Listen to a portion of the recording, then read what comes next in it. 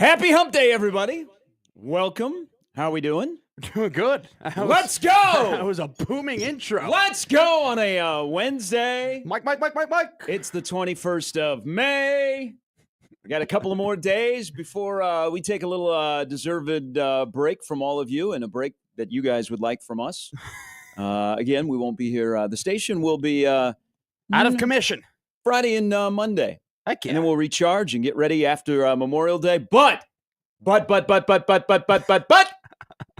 this Hump Day edition of Gary and Matt with Jimmy in the house, Jimbo, how about the Big O last night? how about him? How about sports in Omaha, Nebraska? Some like to say it's the middle of America. Some like to say it's the Blue Dotters. Do they? Yeah.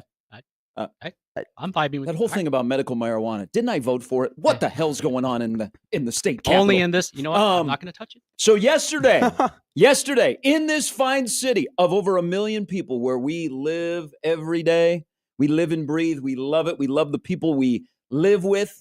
We don't like the traffic here. We don't like that people don't know how to zipper merge. Okay. Well, the traffic there's not that much traffic. You don't drive, so you're not allowed I to went play. I went to a new location yesterday. Did you go to another Target? All the way to 120th and Center.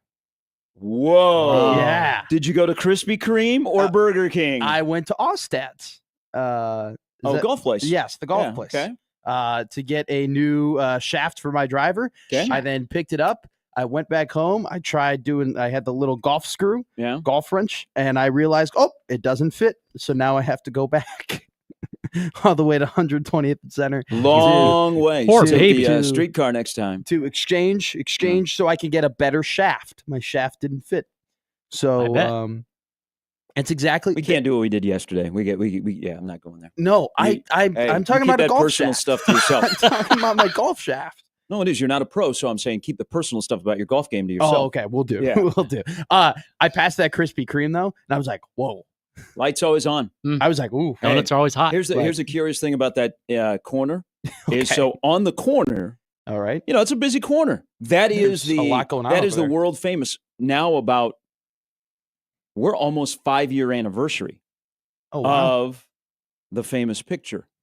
Where the blue and the red came together there. Is that there? That is that corner. Wow. About 5. At that Burger King. We talked about that Burger King on the crossover. Gang fight? Wow. The George Floyd it's about 5 years. But you have that donut shop, Krispy Kreme. Did you think about? I was so close. Close, but I had went to that Taco Bell. Right next, right in that area, right next to Ostad's. I'm the one who had to check my I Let's try De Leon's. There's a nice local place. I wanted semi-local Taco Bell. I wanted my Crunchwrap Supreme and my chicken taco. The wild thing though about that corner with you, everybody sees Krispy Kreme and they're familiar with Krispy Kreme. Is there's a better place next door that is a donut shop. What is that the is better old place? school? Been there. I probably from day one. Oh wow, Winchell's. Yeah, okay. I like going. I was going to ask. Periodically, I go into Winchell's. And it's like the same old timers that are in there, the same family that runs the place. The donuts are cheaper. Sure. Like I'm not a corporate donut guy. I support. We have too many really really good local donut shops in this place. Olson's to Pettit's to Winchell's. Shout out. And Pettit's. Winchell's isn't like local, but compared to the behemoth sitting on the corner of 120th and Center. Now I like a hot one in my mouth once in a while, but I would go to Winchell's to be more Omaha-ish. Sure. Yeah, but man, I see people, man, they drive through Krispy Kreme and they're like, oh my God, this is a life changer. So Gary Sharp here for Local Donut. That is that's a very unique corner. So good on you for making it out to 120th Well, Center. then here's what I did. Got lost. No. What is this? Nope. Oh. I knew that I had to go east, right? To get where I was going, I knew I had to go east. Yeah. So I was going east, and then I was on my way to one of my regular locations. And then I stopped off. I go, you can't avoid that place, can you?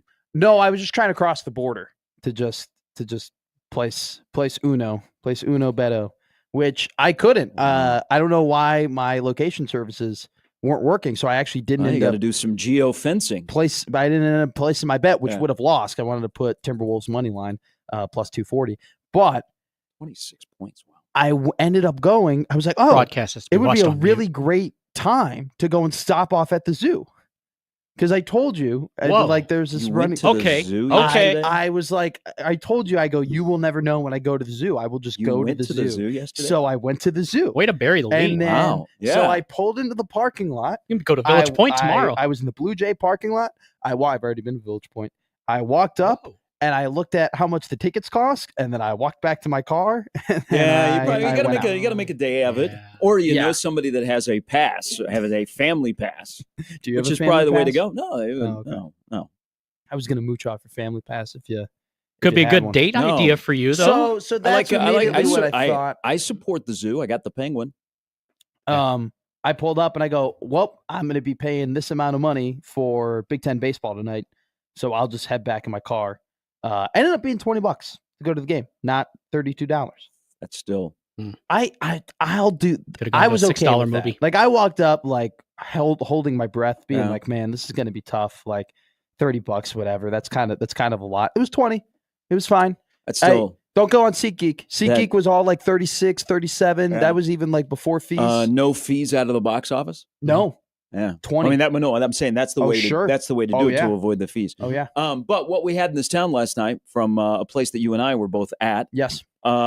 So not very far away. I would like to see the real time of when things were coming to an end. So just a few blocks away, one of the great soccer venues in the Midwest is Morrison Stadium. And It's a so last gorgeous night, view. boys state soccer wrapped up. Earlier in the day, Skyler, which I don't know, I think you got to go back to the late 60s and maybe the mid 80s. I think they won football in 86. So Skyler won the B boys state soccer championship last night over at Creighton. And they beat Bennington, who is a wagon. And then Westside, which has not won a state championship in soccer since 04, they took down Omaha South. And Omaha South rallied. It was a great atmosphere from what I could tell from people that were there. Yeah. So they had 7,101 as that sport continues to grow Awesome. in the That's state of cool. Nebraska. And every time, I mean, that state championship, that is a banger. That venue elevates that state championship. So you had that going on at the same time. And Westside had a rally. Westside got the game-winning goal, I think, with about 9 minutes to go. I would love to see the real time, just a few blocks away, of what was going on at Morrison Stadium Ooh. and what was going on at the Chuck. Because as you know by now, Nebraska rallied to win and keep their season alive, survive and advance. They won in the bottom of the 10th inning against Michigan State, and they were ending nearly at the same time. But you had, I would say, a fairly good crowd last night. A pretty good crowd. Yeah, pretty the weather felt like October. Yeah. But there was a good crowd that was an attention convention until You could feel it through the TV. It was- Oh, when they finally made it 4-3 and then could not tie the game. Oh, You felt the whole you felt like people were for Googling to see if they could buy the domain to firewillbolt.com. That's what it was like. it was And tough. then things change. But good on the city of Omaha. We may not be a great college baseball town. Hell, I don't think we're a college baseball town. We love events, Yeah. and we love GBRs, and we love Billy Blue Jay, and we love Durango, and we love that kind of stuff, and we like Sure. our high school sports, and we love each other. Everybody should love each other today. yeah. Kumbaya. But pretty cool that we had those two really great venues that were just a couple of blocks away. We're hosting a crowd, and then a crowd Yeah. to have events like that. But at the end of the day, and as we wake up this morning, I am looking for a thank you. What? Whoa.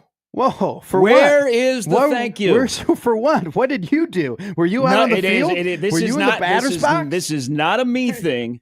This is not a me thing. Okay. This is where is the thank you to Nebraska from the Big Ten? Oh, Because Oh, if that gotcha. would have Good held point. last night, the tournament Friday would have been over. been bam. Nothing. It would have meant nothing. It would have been an exhibition. It would have been really, really tough. But because of what happened last night, you're going to have, I would say, A 5, spirited 6, crowd. 7, 8, maybe 9,000 at least. I would say 3,000 to 4,000 more people go, huh? I think You're weather. playing Oregon? Huh? The season is still alive. You have a chance? Huh? The Oma Skurs? So Holiday weekend. I will be looking in my email, and I will be waiting for Troy Dannon to confirm that Nebraska will get a much better football conference schedule moving forward. Yeah. Because last night, Nebraska baseball saved the goofy 2025 Big Ten baseball tournament. Perfectly put. And Michigan baseball, in part, helped save the goofy 2025 Big Ten baseball tournament. It was one of those crowds where I thought there would be more, and I personally had a couple of friends who wanted to go, who were in Lincoln, who didn't want to go, who ended up not going because of the weather, because it was just a little too crappy, a little too cold. I thought I think there was they are not true Nebraskans. There was I think there was in a all kinds of weather we stick together. That there would be that 91 OU game was what, 32 and Hell raining? yeah. that there would be some rain, but I thought there would be a bigger crowd. It was a smart crowd. It was like an intense crowd. Yeah. It was like everybody was in it together. There was a lot of like talking and discussing. Like you saw like a lot of people giving off there was a lot of baseball opinions being thrown around in my section. Like people like 4 sections over were like all talking to each other about balks and about pickoff moves and about like certain defense and like, how the ball was bouncing. So it was was there a lot of people? Were a ton of people? No, but the quality of customer there was very, very high. It was just, I've never seen anything like that. Like I've seen it on TV. Okay. I've never seen it in person where the ball goes up in the air and you're thinking, okay, like this could get down. This could be the run. Yeah. And then you're like, it's in the air for too long. And you're thinking of all the things. Season's over. This sucks. This is kind of course, this would come to an end this way, where the ball just didn't bounce your way, where a couple of calls in the second inning might have screwed you over. And then he dropped it. And before there was a loud cheer, there was that like 2 seconds of like, holy crap, silence. And then they ended up scoring the run. Bolin came around. It was a sight to behold, and it was a sight to see. Now, this is what this is. Okay, because I had notes written on my notes app on my phone. Yeah. Okay. Me too. Before it got to 4-3. And I'm like, you know what? I get the sense from the people in charge, they'll be relieved when the season is over. This has been a long year. Yeah. This has been a year absolutely. That has not, it's a flawed baseball team that also fights. But this is what this is. This is a stupid thing, okay? That game last night was stupid. There were things that happened in that game that were stupid. There was a pickoff, no pickoff, throw it to second. Well, that leads to a run. There is, of course, the play in right field.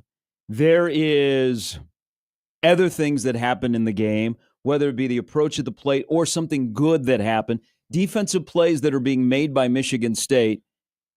That were really good. There is again, part of stupid. Stupid can be good and stupid can be bad. And I know people don't like to use the word stupid, but I'm going to use the word stupid. Go ahead. Because you know what? We need to embrace stupid.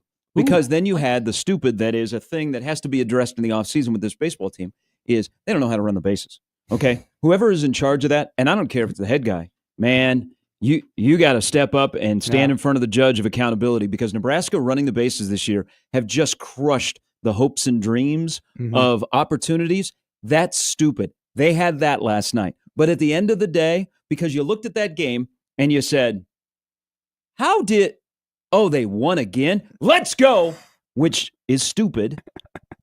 And you know what? Here's the thing. They shouldn't have won. Here's the thing. And they won. It's a stupid baseball team. But you know what? It's our stupid baseball team. And you have to embrace the flaws and the things that go well, good and bad.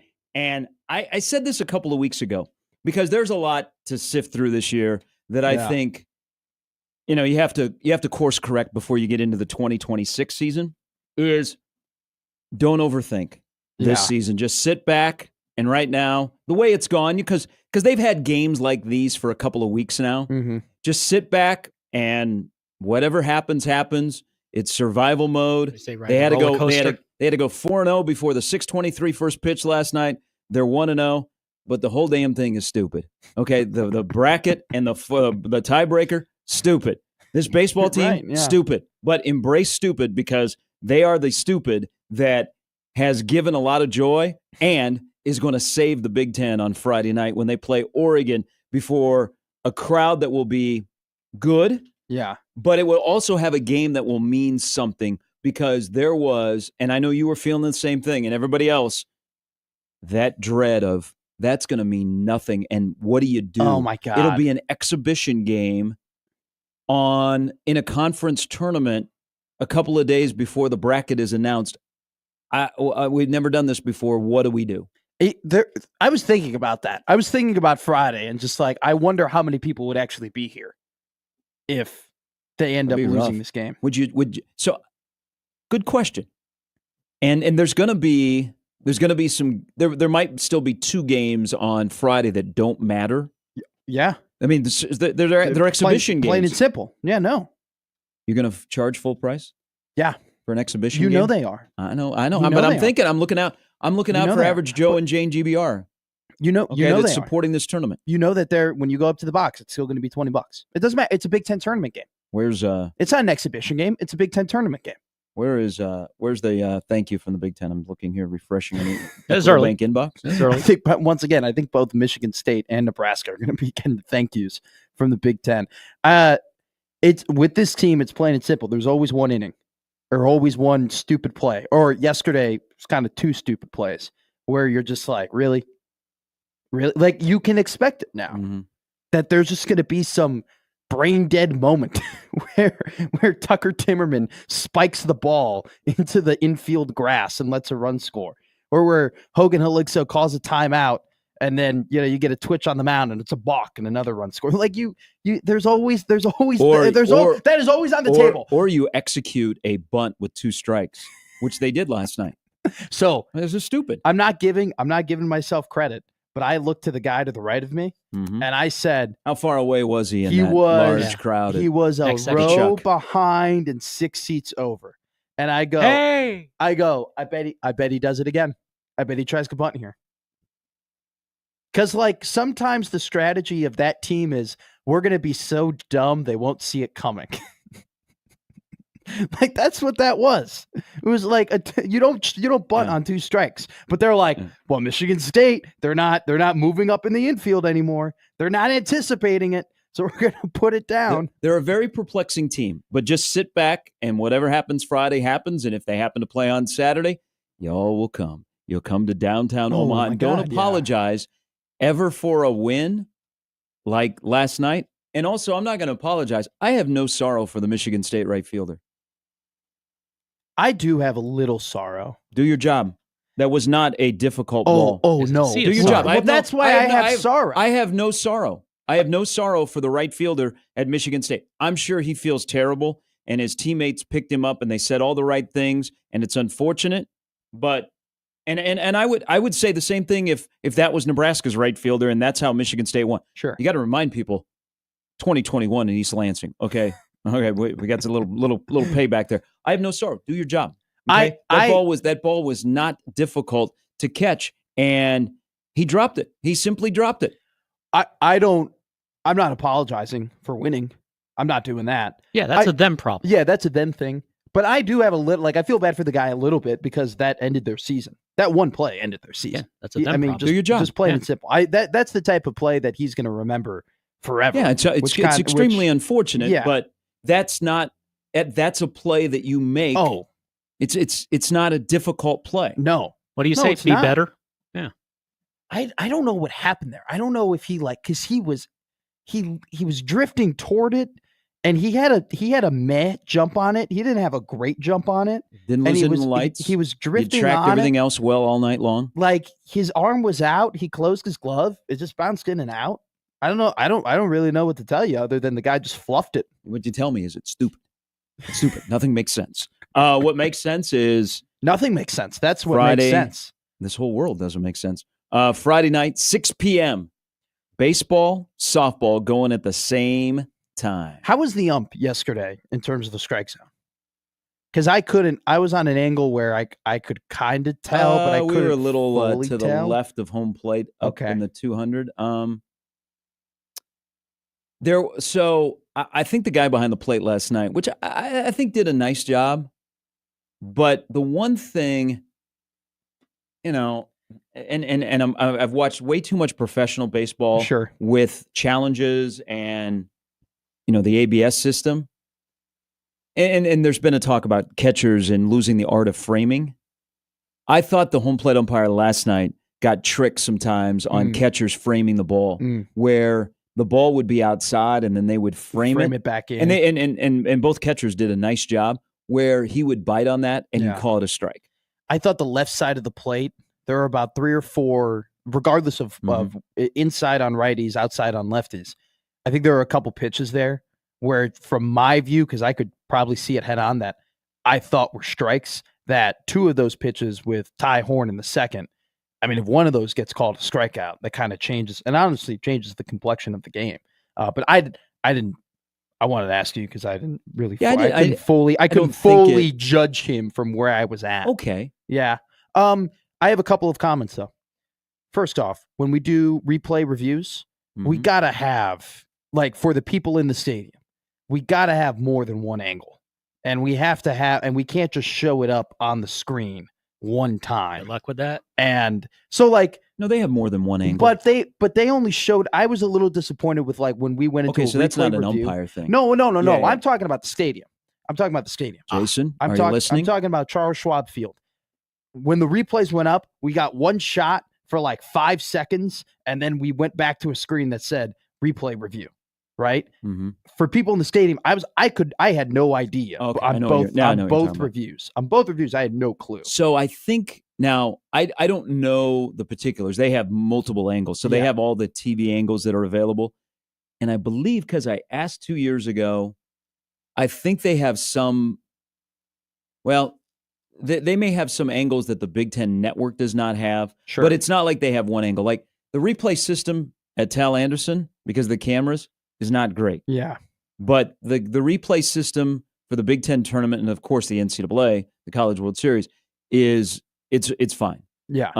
I don't know if that's got to be a Big Ten thing about showing anything controversial on the board. Okay. So that might be a Big Ten. I don't know that that's the great guys and gals that work upstairs that run the video stuff. Oh yeah. I'm just saying. I was just in the stadium. Yeah, I think during the reviews they only showed one shot. It might be a Big Ten protocol. I wouldn't be surprised at all if it's a Big Ten protocol, because that's right up the alley of the Big Ten to do that. And don't they allow? But that's a great question, because in football they show you. If you go to Memorial Stadium in a conference game, they will show you all the different angles that usually are available to replay. But in basketball, there are multiple times where I'm looking for a call to be brought up on the replay board where I think it was controversial, and they don't put it up there. So I don't really. I'd be curious if there is a policy, just because. And I don't mean to get on the people at Charles Schwab Field or anything like that. But during the replay review, they showed one shot, which was like 4 seconds, and I couldn't really tell. And then they just kind of blacked out the screen. They were like, replay review. Just feel like it would be, just give me 2 more angles, or just give me 2 more shots of just what was going on. Secondly, for all the parents out there who have kids who want to catch some foul balls, you got to go to the 200 section. Got to go to the 2. There were some parents down there who had some kids who all had the gloves right in the 100 section. It's a tough catch. I'm just going to warn you right now. Just a PSA. It's a tough foul ball catch in the 100 section. You got a ton of room though. But it's got to go really, really high. Like, it's got to kind of arc around the net and then fall perfectly into that little pocket before it hits the bar that comes around on the section 200. You were there. All the foul balls in yesterday, a lot of the foul balls in yesterday's game went to the 200 section. I mean, people were getting peppered. I'd camp out down the lines, down the left field and right field line. Down the lines, they were getting hammered a little bit too. But if you're behind home plate, just give your kid a shot. Put him in the 200 section. You got a better shot up there. I would send him down the lines. I think down the lines is good too.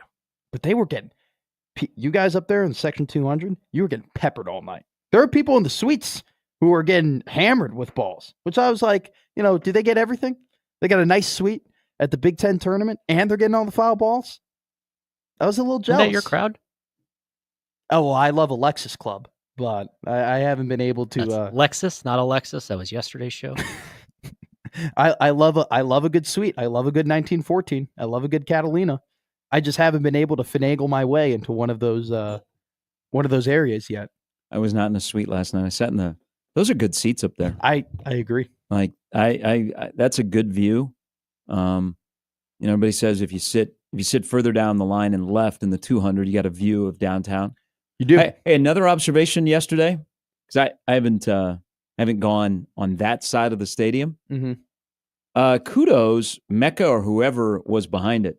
The Baby Bob Bridge, what a great addition. That is fantastic. I already like the Bob Carey pedestrian bridge, but extending it to where you can walk out of the ballpark out in the center field and walk down the stairs and walk across the street, and you can head to the bridge. And, because you couldn't in the past, the Baby Bob Bridge has been done for a while. Yeah.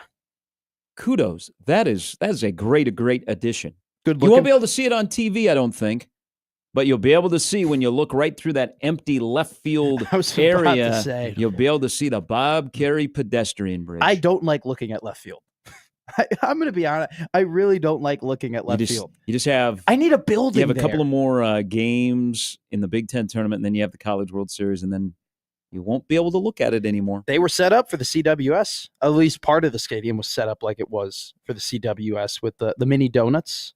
Were out there with those little tents. There was the freshly squeezed lemonade. The lemonade slushies were out. You had that nice little custom merchandise area that was behind the home plate area. It was good. It was good looking. It's good looking park. At least how the concourse was. I think the concourse was good looking. Yeah, I think the Big Ten can do more. They've had a couple of runs of things that are not staffed very well, or not being able to get merchandise or a program or rosters or anything like that. So it's just like baby steps. Yeah, I don't expect a lot anymore. That's how I live my life. You know that. I just. If it's there, it's there. But I'm glad that they have the merchandise, because there are people that want to buy, Big Ten. There's actually baseball tournament. Some good looking stuff over there. All right, coming up on the show, John Walker will join us. Creighton begins their run to Omaha today out in Ohio. That's some good news yesterday. They take on Xavier. No, St. John's. St. John's at 1:30. Xavier and UConn are in the other game. But John Walker will stop by at 9 to talk a little Creighton athletics. Brandon Vogel is in at 9:40.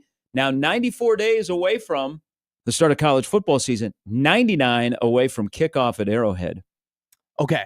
So we got 2 countdowns going because we love football. I was waiting for the second countdown to come. I was waiting. I was like, you were off on this countdowns period. So now you're on this countdown? I'm on the countdown. You're a wishy-washy countdown guy. I think I'm just wishy-washy. Just in general. Just, in here, out there. Hey, as long as you wake up in the morning, you put your feet on the ground and you're upright, every day is a good day. I mean, right leg on the right, your left leg on the left. Who else goes mine in the middle? Is en route to a casino and goes, man, I'm going to go to the zoo. You? Wishy-washy. That would be you. All right, that's the lineup brought to you by the rooferys at John Higgins Weather Guard. If you would like to join the show, you got thoughts on Nebraska, Michigan State, or Nebraska baseball in general, or you'd like to talk about the tournament format, we're here for you on the Prairie Flower Casino Hotline, 402-951-1620. It was a busy night of playoff action. Oklahoma City was dominant. Florida was dominant. That might be your NBA and NHL champion for 2025. You can always email us into the Equitable Bank inbox, Gary at 1620thezone.com, Matt at 1620thezone.com, or you can hit us up on Twitter. Yep. Or X, whatever it is called today, and whoever is running it on this hump day, at Gary Sharp 1620 or at Matt McMedia. Iowa JD is already up this morning. He heard me. You heard you bring up the umpires in our discussion about the home plate umpire. Yep. And his ears went. Huh? He says, "Oh, so you're saying there's a plate umpire that was a step below me?" Umpire smack talk. Oh, they're very territorial. Are they? Umpires are very territorial. They? Oh, they compare. They do a lot of comparing. Do they like JD's hand each other their umpire, stat sheet? Is it like from American Psycho, like the card scene where it's like, hey, look how clean my zone was yesterday? That is a very competitive world, though, when it comes to softball umpires and baseball umpires in college. Yeah, even in high school. We got and state baseball, state track and field begins today over at Burke. So be aware if you're in that neighborhood. But if you've never been, go. It's a great event. They split it up. They've added a day. So A and B go today, and then C and D go on Friday and Saturday. Yes. Usually it's either it's really crappy weather or it's way too hot. This is, I think, for runners ideal today. Beautiful. I would say so. Want a little wind. State baseball is still going on. We have a shortage of high school baseball umpires in the state. Like, a little bit of a concern. There were not many that were eligible to work state championship districts and the state tournament. That's something to watch. So any umpire is a good umpire, except when they call you out and they throw you out of a game. Should I try out? Sure. Well, I don't know. Try out. I think strike. I don't think you try out. You got to take the test and I think start. I think I'd be a really good on the plate. The height. I feel like I'd be terrible. I'd be terrible on the height. I'd be the worst. Just Google Dutch Renner. Like my left and my inside and outside, perfect. Yeah. Up and down, terrible. All right, we're off and running. Gary, Matt, Jimmy is here as well on a hump day after Nebraska saves the Big Ten baseball tournament late last night downtown as they beat Michigan State. Does it make up for Daniel Cerny punting the wrong way in 2021? We'll discuss next on 1620 The Zone.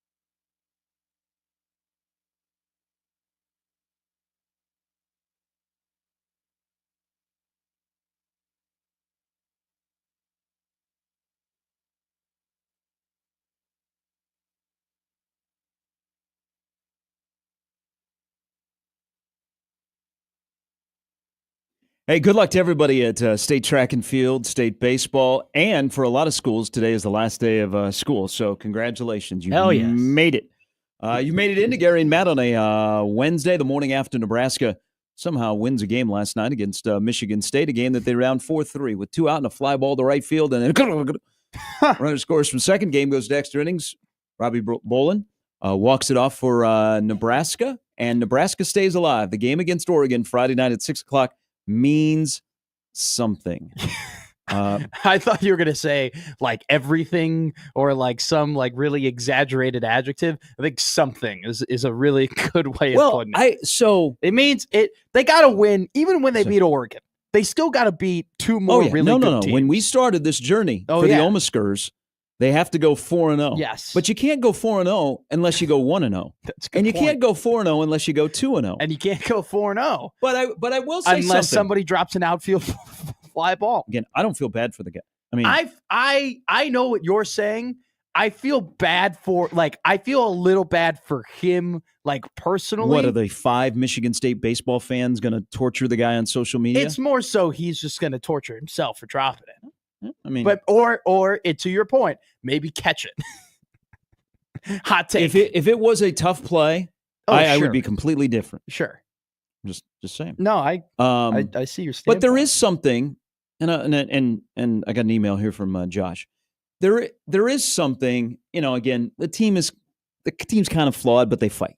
Okay, so they want to win. They really want to win. I think everybody wants to win. I know, but they really want. Do you think they're like Timmerman's like, no, I'm throwing this one over the center field wall? I don't know. When he spiked it into the ground on the pickoff at second, that was a tough one.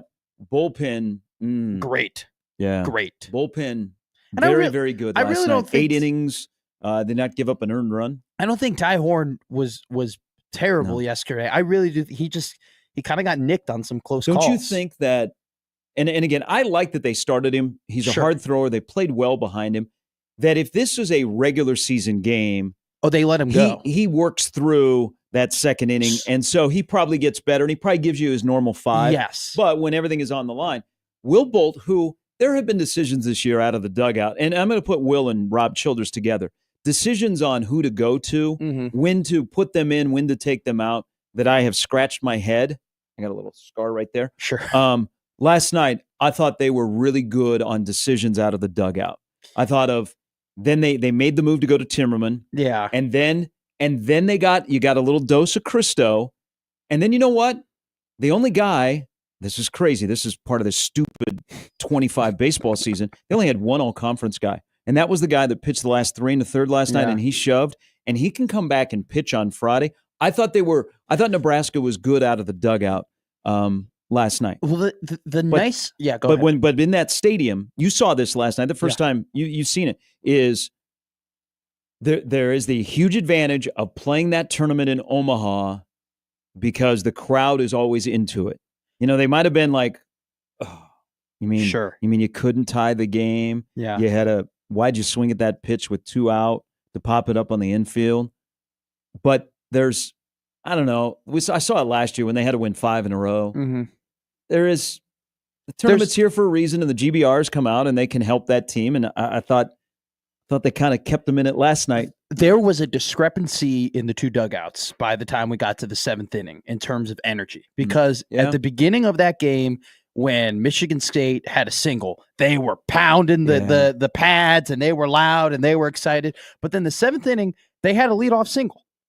And there wasn't any of that, right? And they were still up. I mean, they were winning, but they still needed some runs. I think they were still up 3 at this point, and they were kind of like clapping or whatever. That Nebraska dugout was feeding off of. They were yelling, they were screaming every time their guy, when Crisco came off the bump after his first inning of work where he struck out 3, they were loud because the crowd was loud and the crowd was standing up. Do you clapping. think it also had to do, and this is we kind of knew this was going in, is that they would try and outlast Jerwa. And he threw 104 pitches, and he made some really good pitches, and he made some guys look silly. And once he was out of the game, you felt like, okay, finally, and we're not buried.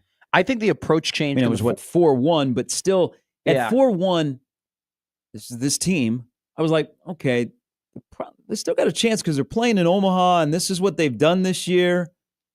And then it'd be 4-3, and then they would leave a guy in scoring position and be like, I think the approach kind of was changing at the plate because they started working the count a little bit more. The Dylan Carey 9-pitch walk was massive, which ran up Jerwa's pitch count. Yes. Yeah, you're right. They're smart at bats. They were in the fourth, fifth, more so like fifth, sixth inning. Like they were working the counts because it wasn't like Jerwa was striking guys out, but the weak contact was something. Like there was even on the foul balls, you're like, man, they can't really get a read on his stuff, and so they were really at some point the mindset shifted of like, okay, hey, we just gotta knock him out of this game. Mm-hmm. I was really impressed though with the middle of the lineup in the third at bats, right? Because the top of the lineup, when they went through their third at bats, they couldn't get anything done. But that middle of the lineup that sparked that 2-run inning that made it 4-3, like the fact that they were able to be in there, to have those at bats, to take advantage of knowing what he was going to throw, a pitcher that was up there now at that point at 90 to 100 pitches. That was a really impressive inning of hitting. It's one of those things though, where it comes back to like, you have really great at bats one inning, and then you have meh at bats the other inning. It's just very inconsistent in terms of like the quality of play. Nebraska baseball 2025. Yeah. Don't apologize. It's just this team's problem this year has been inconsistency. Just plain and simple. Inconsistency and stupidity. They are consistently inconsistent. But they play for another day. Josh writes into the Equitable Bank inbox. Nebraska fans versus the home plate umpire. Okay, there was a lot of yelling. The fans in the stands are still significantly worse than the umpire last night. I was sitting row 12 in section 111. I was checking the TV broadcast after pitches, and Nebraska fans, which I'm part of, didn't know what was and wasn't a strike. So there was a real discrepancy of people who were like sitting on the ends on the lines. Like I felt like there was a lot of people who were sitting on the first base line and the third base line, and there wasn't a ton, like there wasn't a big congregation like right behind home plate. So there was a lot of people who had maybe a skewed view of what the strike zone was. So anything that like seemed like it was high enough, regardless of if it was inside or outside, if Heligzo didn't have to move, they thought it was a strike. Like there was no such thing as like just missing on the outside. If he just stayed in his stance and caught the ball, people were like, oh, hi. And then like he wouldn't call it and people get pissed about it. There's a lot of screaming. Finish the hour with on the Prairie Flower Casino hotline. Here is Joe. Joe, thanks for the call. Good morning. Yeah, hey guys. You know that whatever second base into ground throw, whatever. Did you guys not notice that the pitching clock was down to 3, and the catcher was giving the signal with his finger, like pitch it, and so what's the actual rule? Step off the bag or make a throw to a bag? And I think that's what happened. He got rattled. You know what? That's a great observation, Joe. It was a good observation. That could be the case because that was, I think, he might have. I need to go back and look at that. That's a great observation, Joe. Yeah. No, Joe's right. You look at it. It was down to 3, and the catcher's making the signal, pitch the ball, and so he steps up, and I think he was rattled of what he was supposed to do. That would make sense of what then he ended up doing. So, it does make a lot of sense. Yeah. Joe, thanks for the call. Joe's totally right because Heligzo was making a signal towards Timmerman. He was moving his hands. I noticed that. I think Timmerman might have thought it was a throw back to second. Like Heligzo was coming. Oh, we got him at second. So then he turned around and then maybe he saw that nobody was at the bag and is like, I'll just spike then you're this in mid-throw. and then you want to stop? Spike it. Yeah, I think that's a great call, Joe. Here is Ryan. Good morning, Ryan. Morning, guys. Morning. It's fun to wake up as just a Husker fan, when they're in playoff mode and something goes our way. It's crazy when you get to wake up and say, oh my gosh, we did something that wasn't supposed to happen. But then the other thing Gary, you were talking about high school baseball umpires. I umpired 12U and 13U 5 years ago for one summer. And I'm telling you why there's not baseball umpires. It's because it's at that level. The parents are terrible. And they really, really just make you work for your $80, and at the Yeah. end of the game, you're like, is this even worth it? Mhm. And yeah, $80 is $80, but I don't know if this is worth it. So appreciate you guys. Ryan, Ryan. thanks for the phone call. You hear that over and over. Yeah, I think the number was 52. And remember, we have 3 classes of Yeah. high school baseball. really there were only unfortunate. 52 umpires statewide Lord. that had met all the qualifications to be considered for the postseason. I went to a 12U baseball game last weekend because my buddies are coaches there. Mhm. So I went to go and support them. Did what Ryan said It you happened- back up? It happened with a coach. A coach got into it with the umpire, and the umpire was probably no older than me. And it was a tough call. Like, it was a little bit up in the zone, and the Went on coach Earl Weaver. got really, really mad and was probably not yelling, but very like sternly getting into this guy's, area for about like a minute and a half. And then he started getting into it with the second base umpire too. And they started going at it. And so it's not even just the parents. It's like the coaches who are supposed to be like the mentors, who are supposed to be the shining example. And also too, and people know this, kids are very influential. When the coach does that, then the players are going to feel like they have the green light to undermine the umpire. Yeah, I've always said the younger the participants, the worse the parents are. They need to just Without crack doubt. down. You make a scene, you're like expelled from the league. I agree. Just And there are leagues around Like, done. Omaha that do enforce zero that. tolerance. But I agree, Jimmy. But the funny thing is, it's the younger the kids, the worse the parents, because the parents still think that their kid can be Juan Soto. They still think that they got a Come shot. on, Mox, you know? you can do it. I'd take Juan Soto's money. I would not take the vibe around him right now. A couple of us streamers, and good morning to all of our streamers on Yes, 1620 The The Zone. best. Tuck chimes in. Well, the Cardiac Kids did it again last night. They threw everything they had at Michigan State. Now one must ask, what's left in the tank? Can they keep this up? Nobody threw more than Why not? 52 pitches last night. So correct? that was my question to you. And Ty Horn can come back. That was a great observation that you had, because I was thinking that in the back of my head during the game. I was like, this was a thing where it's like Ty could probably keep pitching, but it's like you don't want to leave Garrett Cole in the pen, right? Like you don't want to pull a 2019. I said the Houston same thing Astros. 6 years ago with a lot of F words. Yeah, like you don't want to do that. And it was so snowing. Tucker Timmerman looked good last night. I mean, he was firing him, man. I was so impressed, and it's you start thinking of like what if he's not out for an extended period of time, because he looked good. So who starts Friday night? I would start Tucker if he's ready to go. If he's good to go, and his arm is fine. And granted, I'm not starting Tucker with the understanding that he's going 5. I'm starting Tucker with the understanding that, hey, we need a good start. Give us your best 2 to maybe 3 innings, and then we'll go back to the pen. Would you start Ty Horn? No. I think in that game, like against Oregon, with the energy that is going to be in that stadium, I think you need a 1-2-3 inning, or like a pretty clean. What if you did clean what slate. if you just approach from here on out a bullpen? You have Brockett and Walsh that you would hold on the side, and you're not going to Sure. bring them out of the pen, but everybody else becomes a bullpen game. Here's a maybe this is a stupid comment.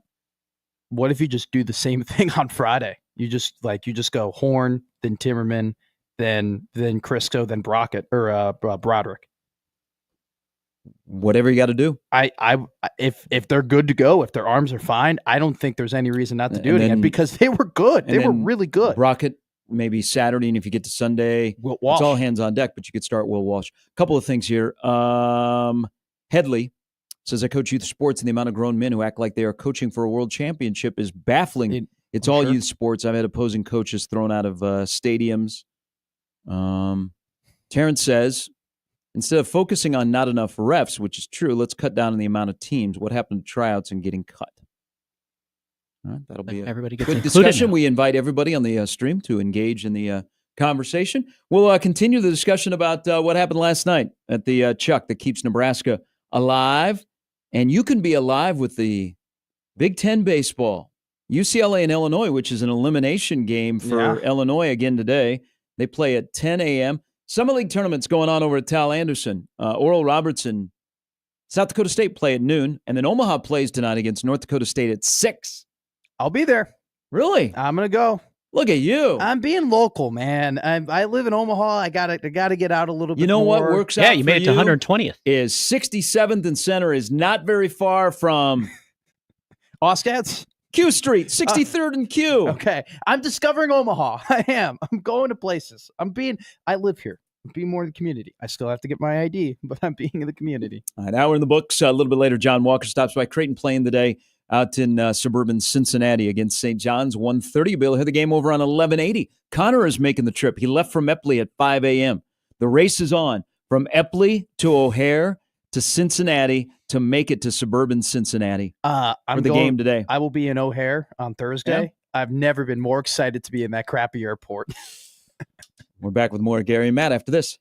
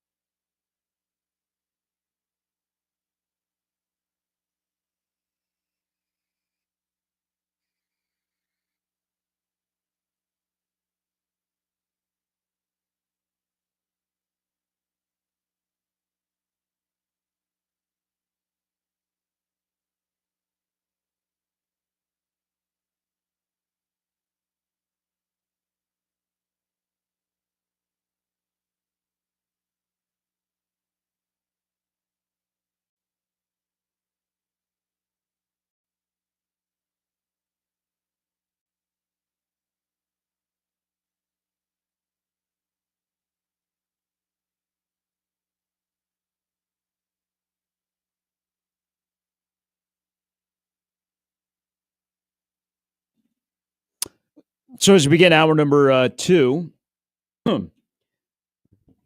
Jimmy, yesterday in passing off air, you said, hey, today is the 32 year anniversary of the last episode of Cheers. That's right. May 20th, 1993. Which I remember watching. I was a Cheers fan, Same. but I watched, and then I watched on the Tonight Show.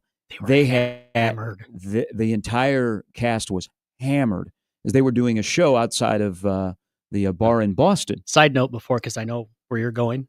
I missed the finale that night because I was at Game 6, Suns and Spurs. Charles Barkley closes down the Hemisphere Arena, and I remember thinking, I'll never get to see this finale, not knowing that one day there'd be something called the internet, and we'd be able to go back and watch it. But anyway, continue, because I know where this is going. I watched a scene that led right into this, made me very sad. Man, so George Wendt passed away yesterday, and at the age of 76. Norm, which is, I think, one of the favorite sitcom actors and characters in the history of sitcoms, where we'd all like to be that person where you walk in, everybody chants your name, and they say, Norm! They should do that at his funeral. And you got to, well, they kind of did it last night. As you saw, a lot of tributes from his cast members with Cheers, but he was also the Bears guy. He came back and did it with Travis Kelce. They did, what were they doing? A New Heights live show, I think. Did he do it? Yeah, and he made fun of losing in the Super Bowl. But that show was on the air for 11 years. That was a great show. That was when NBC had a banger after banger on Thursday night. And now that people are older, you can go back and watch that. The writing was wonderful, and it's very funny, and there's a lot more things you understand now than you would have back then. And it was a great ending. Yes. It was when Sam Malone says, sorry, we're closed. What a great way to go out after 11 years.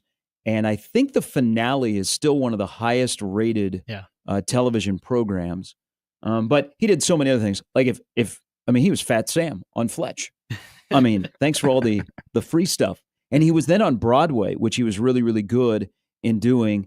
And you'd see him interviewed because they were doing, after the 30 years of Cheers, the Today Show brought all the cast members in, including Ted Danson, and they were all together, and they were telling stories. And I'm like, man, there is a guy. Like, think about the people in your life.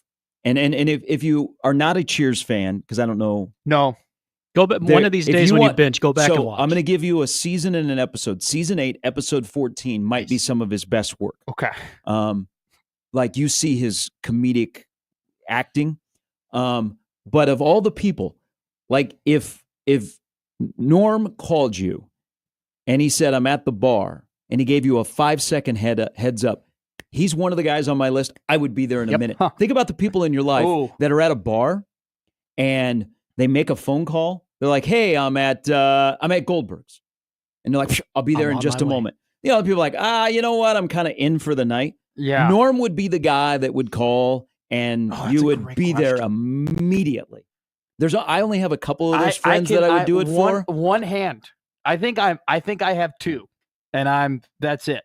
But there aren't many people like that. It's actually a really good way of putting it. I'll say this: the Bears superfan stuff that he did was incredible for the city, and like the city in general, like loves that and thought it was incredible. And we I know people in Chicago have a lot of pride in that SNL skit and have a lot of pride in how those people act, because people are like, oh my God, this is so funny. People watch it, they're like, no, that's how we are. Yeah. Like we love our team. Mm-hmm. And how they were able to carry that and take that. They did it with Peyton Manning. They did it with Travis Kelce, and his George Wendt's commitment to that bit. Yeah. He gave everything he possibly could every time he was the Bears. I thought he was going to have an actual heart attack at some points when he was doing the whole I'm choking down a pork chop, So I don't really know him from Cheers. I only know him from Bears Superfan. No, but you're an old soul, awesome. Matt. And legitimately, we've talked. You're an old soul. One of these days when you're looking to binge a show, go back and watch that. You will love it. I feel like I would have loved that era of television. Look at Rhea Perlman, Woody Harrelson. Mm-hmm. They on and on. That's where you always come back to your one true Grammer. love. It was an incredible cast, and Ted Danson. That's where everybody got to know Sam Malone. Now the Bull and Finch is still open. It's become a major tourist place. One thing about all the beers on the show. So were they real beers? So during this reunion that they had, and Severe says that it is the second most viewers behind MASH and the 8th most, including sporting events. The the Wow. series finale that aired 32 years ago yesterday. Yep. So That's that's popped that big of a rating. Oh, it was huge. It was I was 70 10 and I wanted to watch it, and I didn't understand 70 half of plus it. million. It was a sitcom. It wasn't like an episodic. But you got to remember, you didn't have a lot of options. Yeah. Sure. And sitcoms and NBC Thursday night. Yeah. And Cheers was Really? it was Oh, so yeah. popular. The You'll cast was see. great. The storylines Yeah. were great. It was just it was The a unique, writing It was a was- unique show that took place inside of a bar in Boston. And that's what Norm, like a lot of people could relate to Norm. But when they were on the Today Show a couple of years ago, that's always been the question is, okay, Norm, George Wendt, a little bit bigger guy. I mean, yeah. you No, can't, it always has you been. can't be on Fletch and be called Fat Sam and be skinny. I don't care if what the kids say now. Well, that's fat. Well, that's No, my yeah. problem with actors nowadays. There's some that have made their hay being fat, and then they get skinny, and I'm like, that's BS. You got to give me. You got to be George Wendt. You got to be Belushi. You got to be Farley. You got to lean into it. Like Us fat guys are funny. Stone That's what they Street? say. like Eric Stone Street. Yeah. He needs to stay where he's at. He can't get any thinner. He can't. He Yeah. can't. I'm being When real. Sam and Oh. Just Damn. Coach's picture at the end. So it was, I think my gal in the morning, Savannah.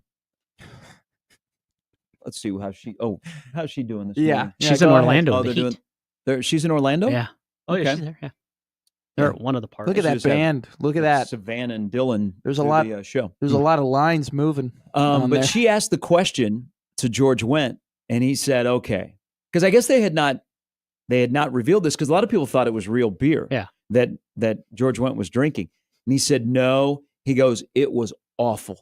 He goes, "I don't know how I made it through 11 years because it was warm, it was flat, it was salty, non-alcoholic beer, Ugh. so it looked like it." And he said he'd have to drink it, and he said it was awful, just awful. And she goes, "Well, are you normal?" He goes, "Yes." So you would go from drinking that on set, and he drank a lot Yeah. of that non-alcoholic beer, and then you'd want to have a regular beer. He said didn't hit the same. So it was not. it It was ruined they drank. beer. They drank on Cheers. They drank fake beers for 11 years. I just think, is there an Ernie Pantuzo? That's you, Coach. Yes, That ruined and then he beer? passed away during the taping of the Yes, show. Right? 85, and then Woody came in, and Did they ruin beer for George Wendt?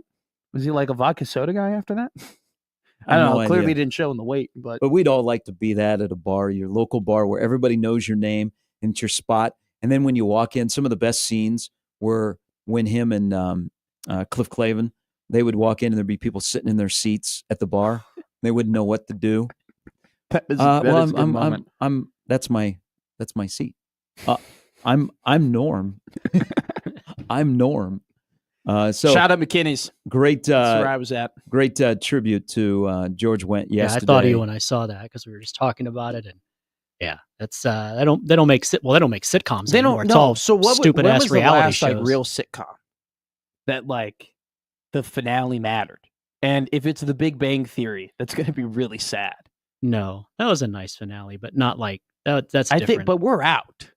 Like we're out. We're done. Is there a sitcom that's currently on that anyone? People don't watch on the reg network No. television. yeah, and There's that's what a- made that well, such a big there's deal. Well, you a- also had who's that old lady who's now That would be Mama's Family. no Golden Girls, no, she's Laverne and Shirley, Maud. Happy Days, No, Beverly It's Hillbillies? on now. It's I on Love Lucy. currently. I Love It's on Lucy. currently. Oh, The Nanny. No, Friends, during NFL Sundays, The Office? they were like, this woman is Cosby Show, Married with well, Children. Malcolm in No. the Middle. It's currently Half on Men? right now. The 70s Show? Right now. She was. Why am I blanking? She was Murder, everywhere during the She NFL Wrote. Sundays on CBS. Murder. They were like, She wrote. there was like, this woman Lizbeth. is no, that- Blanchett or Blackett or Blanchett? Kate? I can't think of it. She's a detective. Oh, It's a woman detective. Mick. Mixed Sportsbook. No, I don't know. Is that a Rizzoli and Isles. Hold on. I It's don't- not a sitcom, but it's like it's the last. So how did we prime- get there? but I thought we were it's- talking about sitcom. But it's the last It's on prime time CBS. I'm television saying Modern show. Family, All in the Family, and you're like, No, oh, no. Grey's This is the Anatomy. last- Grey's Anatomy. No, is that still going? Melrose It's Place. called Matlock. Thank you. Dr. Matlock. There you go. The great Kathy Bates. Kathy Bates. Yeah, the whole all season long. Trust me. How'd it's we for get the there? best. It was because that's the only like show that I know that it's currently going on primetime television. What about right Hello now. Larry? everybody was like, the whole year, my team would be getting pounded into the sand. And then they'd be like, Kathy Bates is now Matlock. I'd be pissed about it. It's even worse than the Burger King commercial. I actually heard that was a nice show. I mean, I haven't watched it, but it's Remember also that? Kathy Bates. Well, you don't experience it because you're a Chiefs fan, but there was nothing more humbling than when like your Thank you. team was getting pounded into the sand and you're 'Cause you know really pissed nothing about about it. that And in then your you got to life. hear Whopper, Whopper, Junior, Whopper, Bacon Double. Like Justin Fields just fumble the ball. Apparently at BK, you can Wait, have why are they on at 3? Usually the good teams are on at 3. It's a good point, Jimmy. Um, But what are the sitcoms? What's a current sitcom that's on right now? Is Kevin James still up and moving? no. Is he still doing King of Queens or whatever? No. Is Ray Romano And show? I hate to break it to you, but everybody No. loves Raymond. No. The parents are dead. I will tell you a show that I think is really well written. Okay. that- But not well acted. No, very well written. Okay. And very well acted.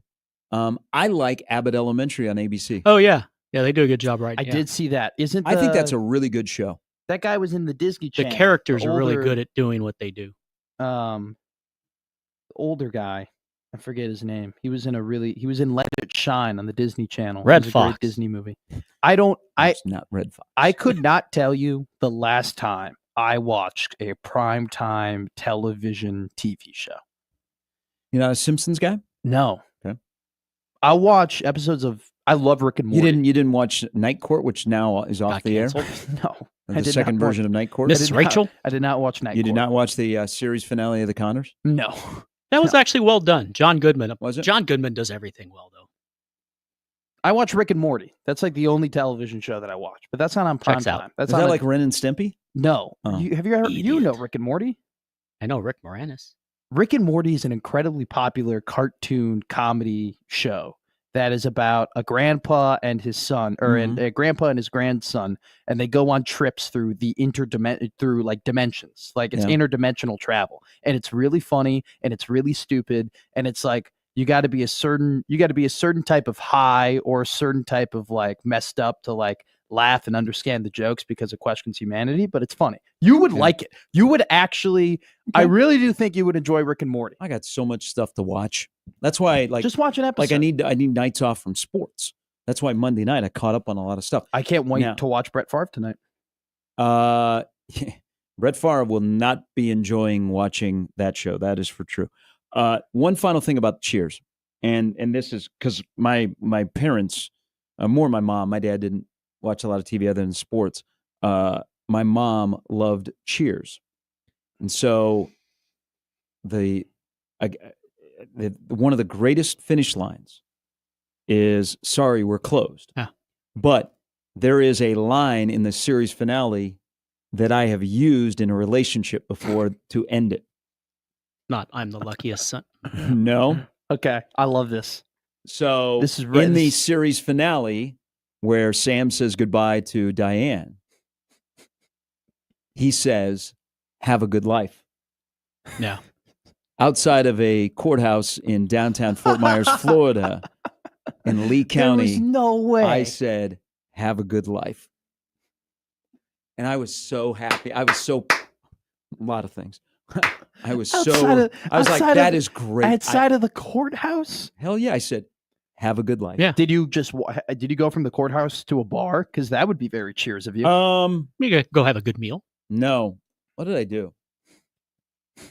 Straight to the I might have, straight to what? Hans Hey, Meyer. did you go to or whatever? work? It might have been, we might have been playing that night. We're- I might have gone back to the the ball. hustle doesn't stop. I went right to the booth. You had an extra hot dog that night at the concession stand. So, rest in peace, George Wendt. There's a ton of tributes out there. Go back and watch Fletch. You're not a Fletch guy, are you? I don't know Put it on any the- of these put it shows. on the list. You would like it. I'm not even joking. I Like literally, getting to know you, you would like it. Until yesterday. No, you mentioned Happy Days the other day. Yeah. So you got a little old soul in you. I Dream told of Jeannie. I would have loved to have Honeymooners? grown up Mhm. and have watched all of those Gunsmoke. shows because I like the Brady Bunch. Sanford and Son. Nope. I Great like show. Good Times. Happy Days. Nope. Jeffersons. I like Golden Girls. Alice. Okay. Why do you like Golden Girls? Blanche? Yeah. Had it something? was funny. Okay. It was good. I enjoyed Say Golden Big Girls. Daddy. Say it by the bell. There's this channel. I don't know what channel it's Full on. House. But TBS. Different Strokes. Full House is meh. Full Family- House is so overrated. Family Matters. No, never watched it. Step by Step. Nope. Oh, some of my first I've crushes. watched every Addams episode. Family? I've watched every episode of Friends though. Perfect Strangers. I think My Full Two House Dads? is overrated, and The Brady Bunch. Brady Bunch is great. Three's Company. Nope. Oh, talk about great writing there too. Rest in That's peace, one. John There is Ritter. there is a channel on cable that just Which one? plays Really narrows it down. all of these. It plays Gilligan's Island. It plays Golden Girls. It plays Happy Days. Yes. Brady Bunch. But you know who? What else channel plays those? What? It doesn't Me TV. Yeah. Yes, it is Yeah. MeTV. So MeTV plays. I got really excited. I got really excited. I have that channel. I love MeTV.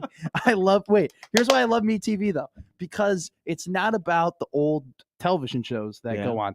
They play the old game shows Yes. with like Pluto does that too with where- the buzzer. they play like Password, or they play like you have to have the same thought, or you got to write down the same word as someone else, and like my dad and I will be watching it, and I will know none of these people. I have no idea who any of these people are, and he'll be telling me how famous they were, like back in the day. So it was always funny to watch like the B-list celebrities of like the 1970s play these game show games. Or a 16-year-old Jason Bateman on the Hogan Family. I love MeTV. Seriously, That's good. That's good for the it- old soul. It would just be on the TV, and I would just sit down and just watch old stuff. It's great. I'm telling Ed, you, I wish I was born in the 70s. there's part of you that is 70s. Mm-hmm. The music was great. The TV shows were better. Fashion was fantastic. We didn't have NBA social coaches dressed media. like ballers. Yeah. Well, the NBA basketball was just as good then as it is now. I'm kidding. I'm kidding. I'm I make- going to send you a link I'm to the kidding. reel of the 90s between the Pacers and the Knicks, and you can watch some Eastern Conference Final Larry God. Johnson. You can watch the John Starks headbutt. I already, you can I've watch already seen the 8 John Starks headbutt. I've Mhm. seen all that. You can I'm see not- Reggie not watch once, but Reggie twice. TV not- broadcast where and the then- analysts actually break down basketball. And then watch it tonight, and that's all they'll talk about while Halliburton and Brunson are going at it. I forget that they did FU Reggie last year during the playoffs. they that do it every year. No, but they did it last year. They really hammered it. They'll in do it there. tonight. They'll do it before the game. I can't. I really need the Hmm. Pacers to win. I miss 8 playoff points in 9 seconds. That's why we love nostalgia. That's why we'll like this series. The Oklahoma City, Minnesota, it's too new. There ain't no nostalgia there. Okay, it's way too new. Okay? That's the problem. I'm So not. wait, I'm not looking for George Mikan to take on, Sean Kemp. I didn't think we'd have a George Mikan reference on We today's always show. should have a George So Mikan this reference. This is and the Sean problem. Kemp. Shout out to 9 Kids. So you go. Nostalgia's great. Did he Everybody stop at loves 9? nostalgia. I'm not entirely sure. There might have been more, but it's the Rain Man. You can do whatever you We want. used to praise people that had a lot of kids, especially in my What? church. What? We're not praising Phillip Rivers anymore. We're not praising Tyreek Hill or Nick Cannon. Well, Whoa, that is a threesome if I've ever heard. mean, I don't, I'm know, just I don't think it's saying. fair to put Phillip Rivers and his kids with Tyreek Hill. Tyreek Hill's got a lot of kids, right? Yeah, Yes. but there's a difference. Yeah. I know. A I know lot of there's a differences. difference. I'm just pointing out that they have a lot of kids. But it used to be like people aren't having kids No. as much anymore. No, we have a population, like a repopulation problem. You would go into St. Pius X. You'd go to church on Sunday, and that good Catholic family that mom would be first walking up to communion, and then there'd be 8 kids, and then there'd be dad. And they're like, and you know what the comment would be? Man, the church is going to be in a good spot because they're going to be tithing. And look at all of those potential tithers. He jokes, but that's Do the you know what truth. the first thought is You'd have nowadays? large Catholic families. Like my mom grew up in a family. She had 11 brothers and sisters. Grandpa got back from the war and he said, we got to make up for time, Let's go. Cleone. Need a bench. Do you know what the thought is nowadays? 30 years later, if I saw a dad with 8 kids, I'd be like, good for him. Go BYU. What? You talk about nostalgia. We have a nostalgia problem in this world because I went to the movies Okay. on Monday, and here were the trailers. Okay, based on genre: Okay. sequel, reboot, and original. Mhm. Sequel, reboot, remake. So Accountant 2. No, has Lilo and Accountant 2 come Stitch? out yet? Yeah. Have you seen it? I got to see Accountant 1 See first. Accountant 1 and then see Accountant 2, and you'll know what I'm talking about. Now You See Me 3, which is that magic movie, which I thought The ended one where they already. strip. I haven't seen the first one. Now You See Me? It's That's a good why movie. They're doing a Karate Kid reboot. Yes. They're doing. Everybody's older now. I Yeah. know. We Everybody's still got to older and finish Cobra everything. Kai. F1 movie, which I'm excited for with Brad Pitt. Yes, That's the that'll be good. original Looks good. movie. That's an Looks good. original. Shout out Brad Pitt for making original. But then Shout we have out Brad Pitt. What's in the box? Then we have Mission Impossible. Springfield, Missouri. There's a connection to Nebraska athletics with Brad Pitt. Hell yes. Really? Mm-hmm. Okay. How so? He was in the same high school class as Emily Thompson, who used to play basketball in the early 90s at Nebraska. Okay. That's one hell of a connection. You know how I know that? How do you know that? I made a mistake with Emily Thompson. What do you mean? What mistake did you make? First women's basketball game I ever did. I just made up her weight because I was so used to men's basketball where they go 6'8", 230, and I didn't realize that in Totally women's understand. basketball that you just do the height. Yep. So she looked, stealing a line from Random Mike, a bigger girl. And so I didn't know the weights of women. So were you like pulled off the microphone? Emily Thompson was, No, it's the 90s. It was They just, didn't do that back then. it was just like, you just You live and don't, learn. you just don't say that. Yeah. But I Yeah. had her at, she was 6, I think she was 6'7", and I said 220. I wasn't a very good judge back then, and that was the last time I ever did that. So that's why I will always remember Emily Thompson, who went to high High school school with Brad in Pitt. Springfield, Missouri with Brad Pitt. Okay. That's funny. That's actually a good story. Then here are the next trailers. Mission Impossible, Jurassic Park, Predator, Tron, and Fantastic Four. Wait, they're remaking Predator? They're doing another Predator movie where I think it's the Predator movie where the Predator is the good guy now or Mhm. something. Whoa. Did They team up with Arnold? Was there no trailer for Mission Impossible? There 'Cause was. isn't this weekend. It Yeah. No, opens, there correct? was. I said Mission Okay, Impossible. okay, sorry, Mission sorry. Impossible, Jurassic Park. Okay. I've seen all those movies. All those movies I've already seen. I've seen 2 Fantastic Four movies. I've seen 2 Tron movies. I've seen 2 Jurassic Park movies. I've seen 5 Mission Impossible movies. Can we make something new? I just think you should Make- just binge Cheers since all these movies seem to not do it for you. Well, you know I'm gonna end Or up. Newhart. Newhart was great. I think you would like That is one of the great. I think you would like Newhart. What's Newhart? Bob Newhart. Bob Newhart. And the second show on the finale is still one of the funniest twists ever. Okay. It is. I'll watch Cheers tonight. Probably a little bit underrated. I would put it in the pantheon of classic comedy shows. It's from the 80s. Is Cheers? Can I just put on a random episode of Cheers, or do I need to start from season 1? You could do random, Yeah. but if you want to see the brilliance of George Wendt, season 8, episode 14. There's 2 scenes in there. Is it on Thank me Hulu later. or something? Cheers. I'll look it up. We don't You'll have never to look at say. Kevin McHale the same again. That is true. They leaned into the Boston. Hell yeah. That was really good. All right, quick break. We'll come back, dive back into what happened last night downtown as Nebraska baseball kept their season alive. Jimmy. Also, I got you. hey, thank you, Iowa State. Thank you, Creighton. Thank you to all of you. Thank you to Nebraska from the Big Ten. How so? Something was announced yesterday that I have to say thank you. It's what we want. Okay. We finally get. Schedules? Go sports fans. Okay. Gary and Matt with Jimmy. 1620 The Zone.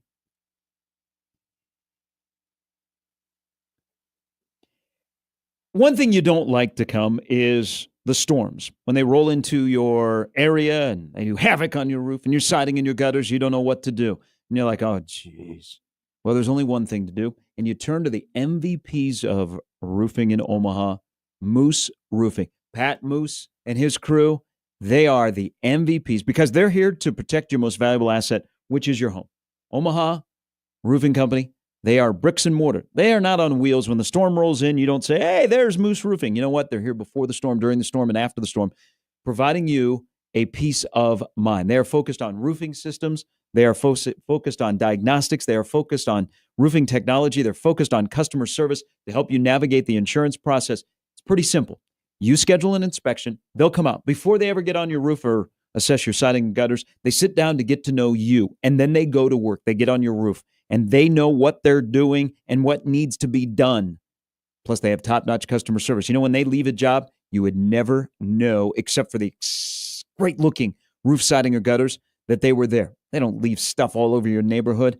They do it the right way. That's why they've been in business for nearly 30 years with over 15,000 roofs that they have done from Western Iowa all the way to Lincoln and in between. Find out what they can do for you. Roofing, siding, and gutters, whether it be residential or commercial. Schedule an inspection today. Go to the website for more information, mooseroofing.com. That's mooseroofing.com.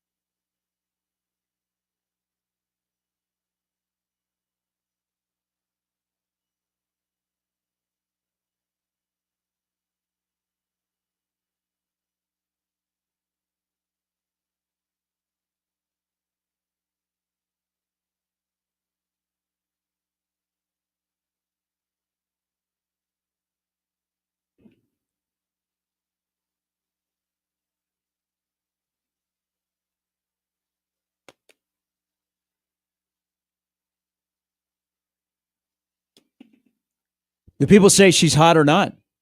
She's hot. This makes me think of Ballers when The Rock is singing this after he gets a deal. I did not like how Ballers ended. Me either. I was all in on Ballers. Loved it. Never because of saw where they it. were shooting it. Is that? Oh, it was in Miami, right? Yeah. And then Rob Corddry. And then they Oh.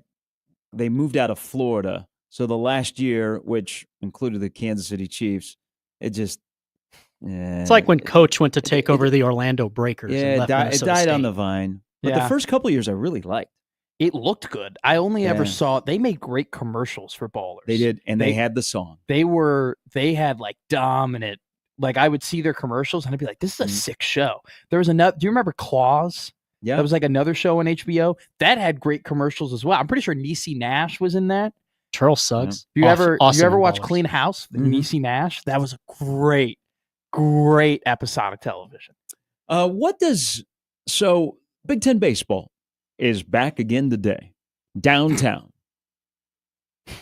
By the way, 6 p.m. Friday night. I'll do. So I'm doing the PA Okay, over at Tal Anderson for the Sure. Summer League tournament. And I can kind of you got be flexibility. jokey joke. Yeah. Will they allow me to be because I'm doing the PA for the Nebraska-Oregon game? Oh Will no. they let me be jokey? Or will I have to be straight down the middle? What do you mean? Will they allow you to be jokey? You've It's the you've Big been to Ten. it all. It's the Big Ten. Okay. So I'm going to have to be third baseman, number 4. No, you have to be. Right. You have to be. Over the- You have to be excited for both sides. They kept playing. It happened twice yesterday where they're playing a song and it was a really good song and they cut it off because a pinch hitter came in. It's not Jack and Diane, but it was similar. It was similar to Jack and Diane. it was a remix of The remix to Joker and the Thief Yeah. that they played in the pregame, awesome. So Matt Duval? before the call. No, I like it. I loved it when it was in Hangover. Okay. And I never knew the name of the song. And then when Sure. the College World Series, the following year, they adopted that song. Okay. And so they play that right before the game begins. They play it over and over and It's over. awesome. They played the remix last night. Yeah, that The was really remix good. is great. No, it was an old classic, like 70s song, and everybody wanted to sing to it. People were singing to it. And in 2 different instances, it got cut off because there's a pitch of it. The first time was when Stokes came up, and then the second time was Frost. Was it? Because I was going to ask, like both sides still have their own walk-up music, right? Mhm. Okay. You can't. You have to be exciting for Michigan State as well. Was it the Counting Crows, Mr. Jones? Yes. Yes, it was. Yes, it was. Good call. A couple of things here on the old Twitter machine. Cody out walking this morning on his trail. Dominant numbers. 35 rabbits, Wow. 3 foxes, 2 turkeys, and a canister of, what is that? Nitrous? Yeah. And 0 people. That's like a Stephon Marbury stat line. 35 points, 3 rebounds, 2 assists. One Excellent steal. pull for Stephon Marbury. Hey, this is awesome. Nate shares a picture of him and George Wendt. Met him at a charity event. He was just sitting at the bar by himself most of the night. Could have been nicer. Very surreal moment. Andrew writes in Breaking Bad, Sons of Anarchy. Last 2 finales Great that I would stuff. think were must watch at the time. Oh, Game of Thrones? I like Better Call Saul's ending too. A little Better twist to Call it. Saul, yeah.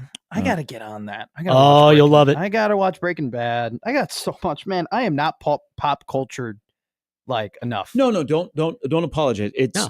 It's you don't have time. It's a lot. It's a lot. Like there's just a lot I have to It like. just- The fact that I never got on one of those waves, Yeah. is shocking to me. The fact that I was never like a Just- Breaking Bad guy or a Game of Thrones guy or like a Walking Dead guy. The fact that I missed all of it. Mhm. Breaking Bad was one of those. There are some of these shows that are being mentioned that you should binge Mhm. that were more watching in real time. Oh, Yeah, without a doubt. no. That's But it shows that we watch a lot of live sports. Like again, Monday night there was no playoff hockey or baseball on, and once the Cubs game was over because it was an early start in What do you Miami, do? I started catching up on the DVR. It's all right. Why, all right. why do you have to? It's okay. It's fine. You can have a DVR. I'm just waiting for I don't have a DVR. When you have- when you watch Wolves on Thunder, just mute it and watch a TV in show. the office. I got the YouTube TV, but I have not cut the cord, so I have a DVR. No shame. Why I is don't there shame? Yeah.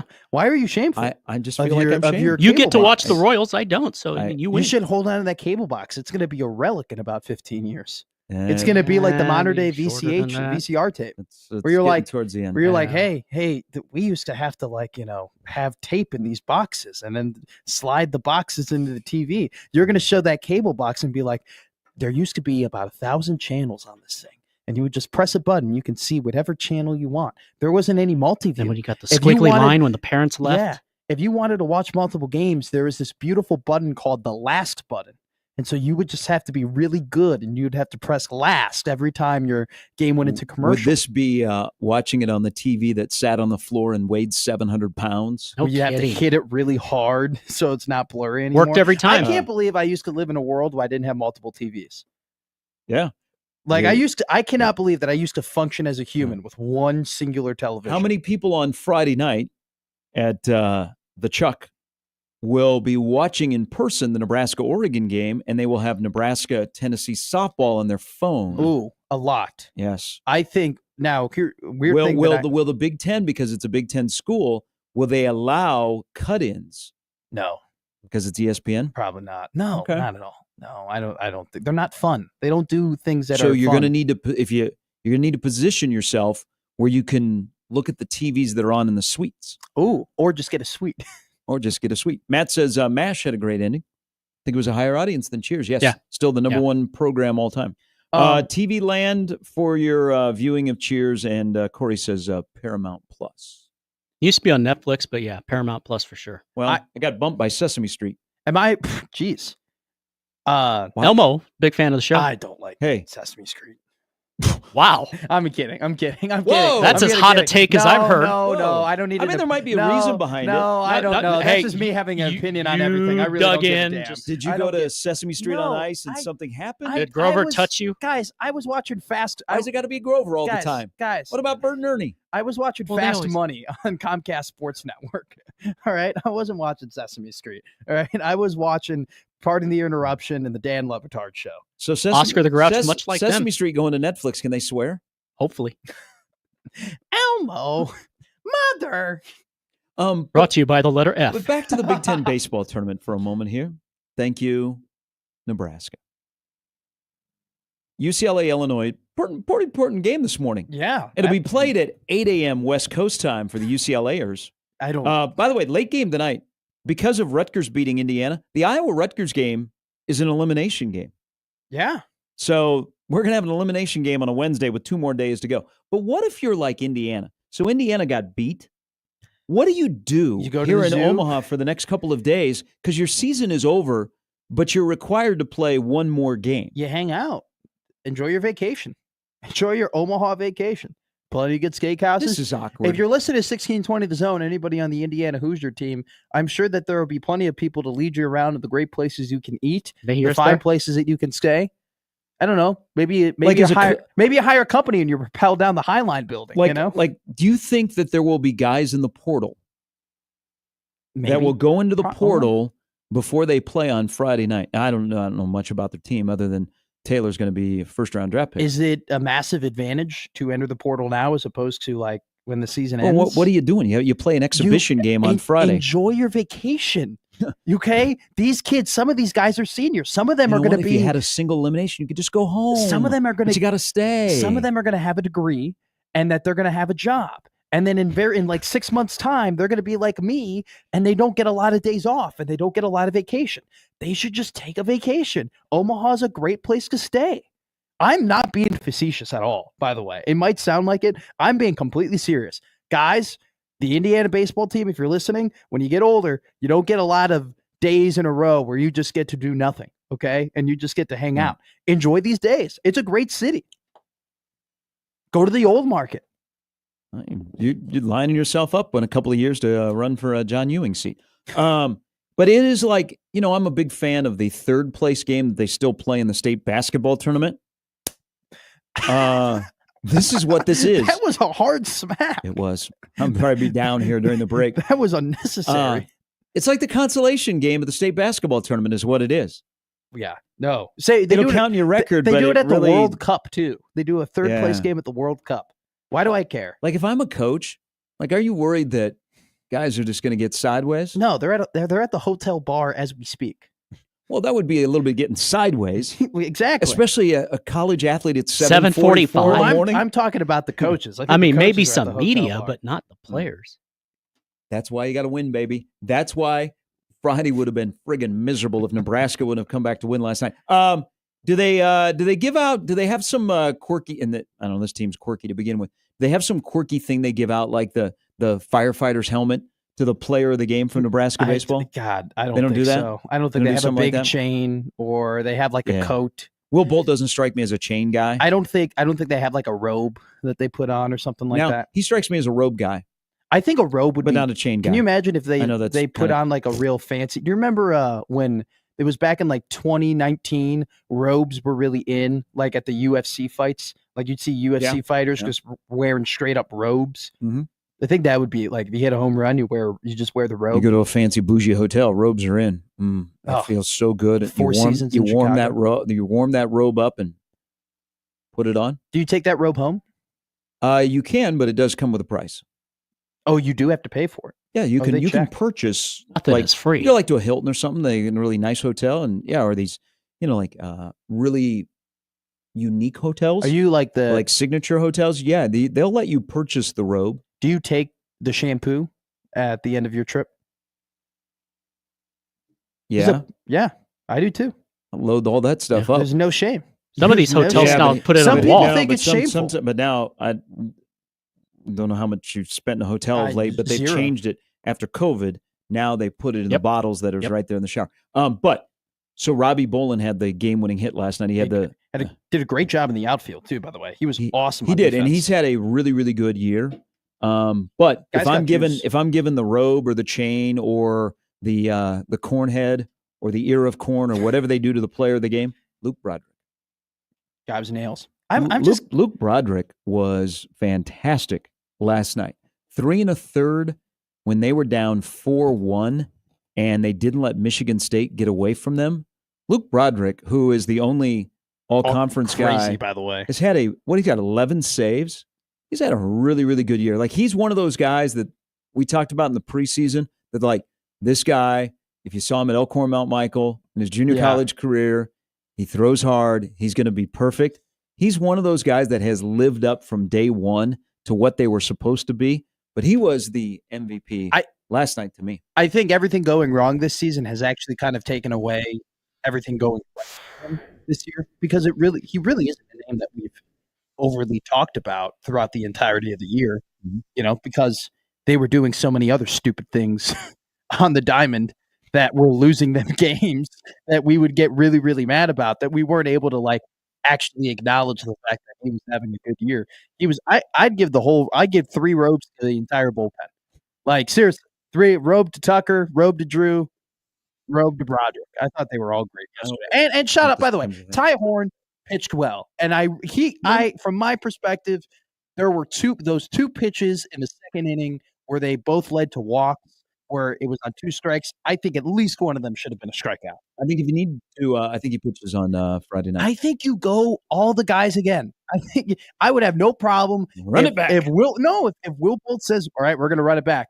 Ty starting, then we're bringing in Tucker, then we're going to Drew, then we're going to Luke. We're going to figure it out. Because that's our best chance to win. I would not mind it. As long as the arms are okay. He didn't throw a lot of pitches last night. Exactly. It was a good night for the combo of Bolt and Childress with their maneuvering of the bullpen that went 8 innings, 0 earned runs. Right, quick break. Come back. We will get into what happened in the NBA, and also, if someone is an a-hole, Yeah. do you appreciate them more when they're yours? Yes. Million percent. I would love Draymond Green. Many have if said he that about played me. on my team. I would.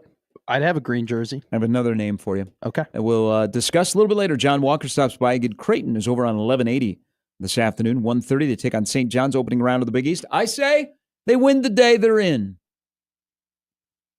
Lose today.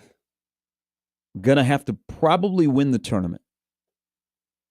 I Damn. know. Be tough. I'll explain. Donald Jones or- coming up at or 9, Brandon pray. Vogel at 9:40. Or pray? Yeah, that you just get in, on the RPI. You just put the hands to the air and you just pray. It is a Jesuit school. You just pray you get in if you lose. If you don't end up winning the tournament. Literally or figuratively? No, you literally pray. You do? Or figuratively. Okay. All right. It's Gary and Matt on 1620 The Zone.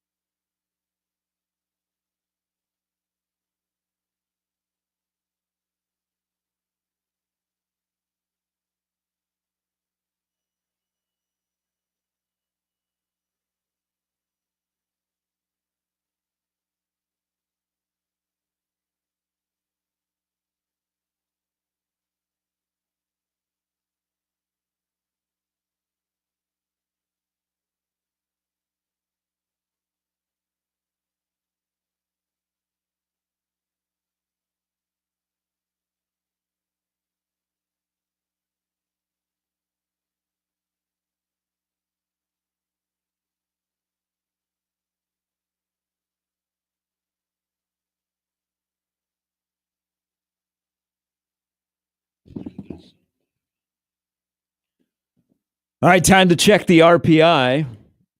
Nebraska, which has to go 4-0 in Omaha.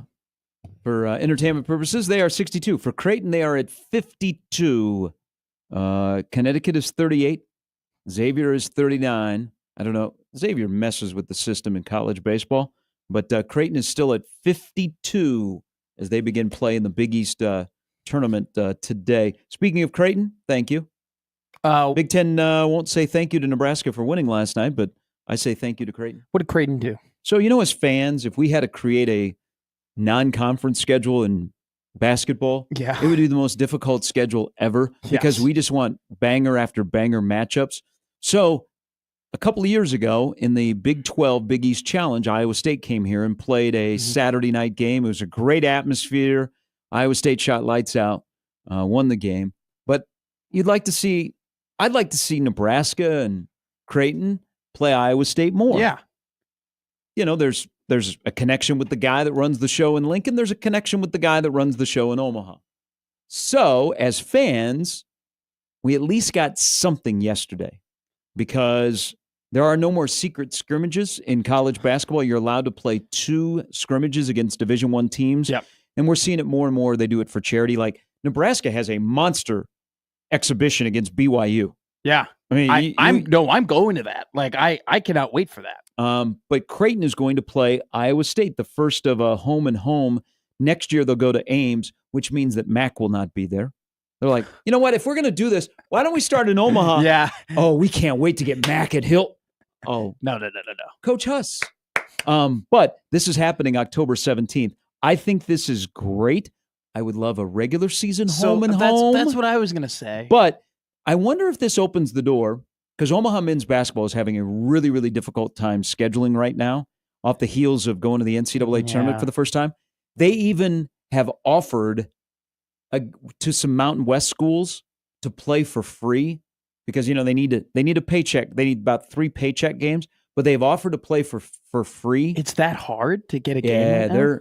they're having some difficulty filling up their schedule. Is this a common thing? Is this like a commonality amongst like teams that recently make the tournament? The end of February, Florida had offered Omaha a large chunk of money, And they pulled it back. and they pulled it back. Wow. The NDSU treatment. I'll say this right now too. If you were watching, like I know St. John's ended up blowing out Omaha, and that game wasn't competitive toward the end.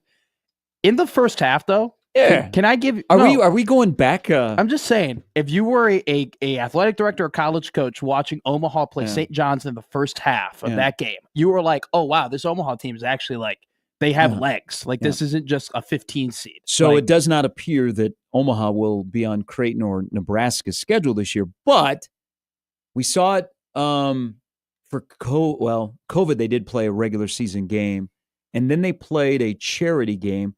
I wonder if this opens the door for like Nebraska to play Omaha or Creighton to play Omaha in the exhibition. Because I don't see it. I don't see the clamoring for inside multiple programs to play a regular season. But I wonder if this allows them to play an exhibition. I love this.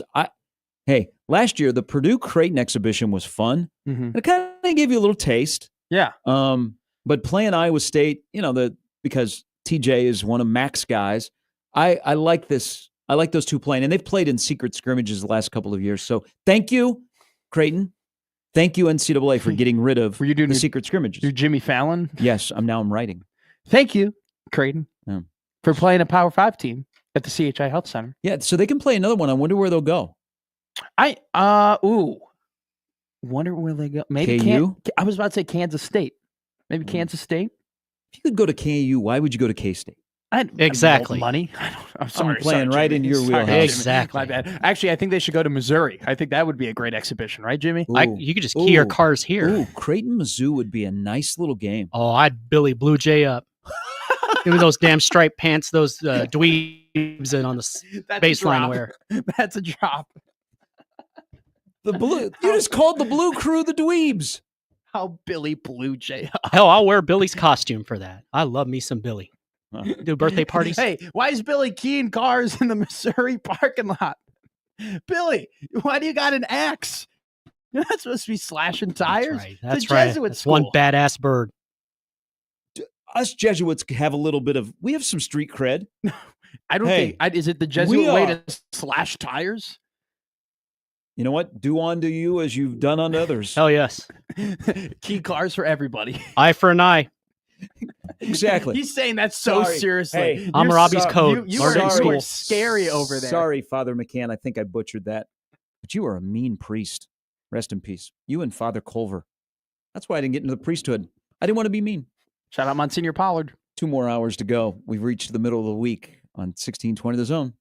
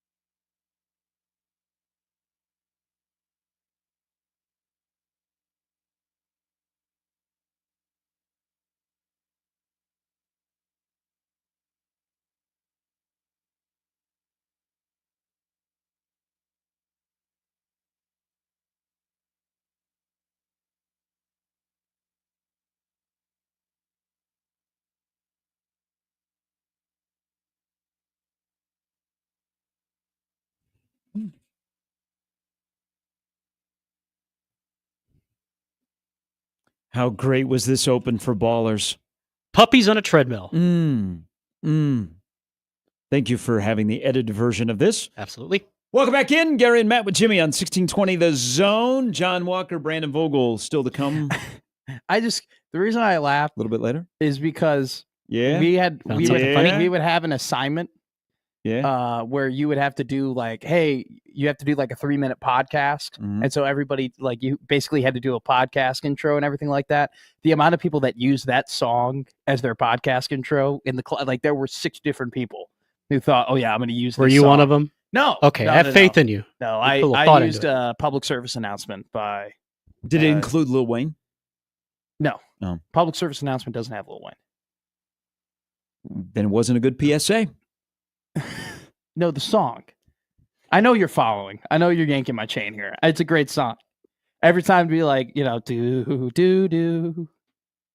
I would like Lil Wayne to come back. It's been. He's done.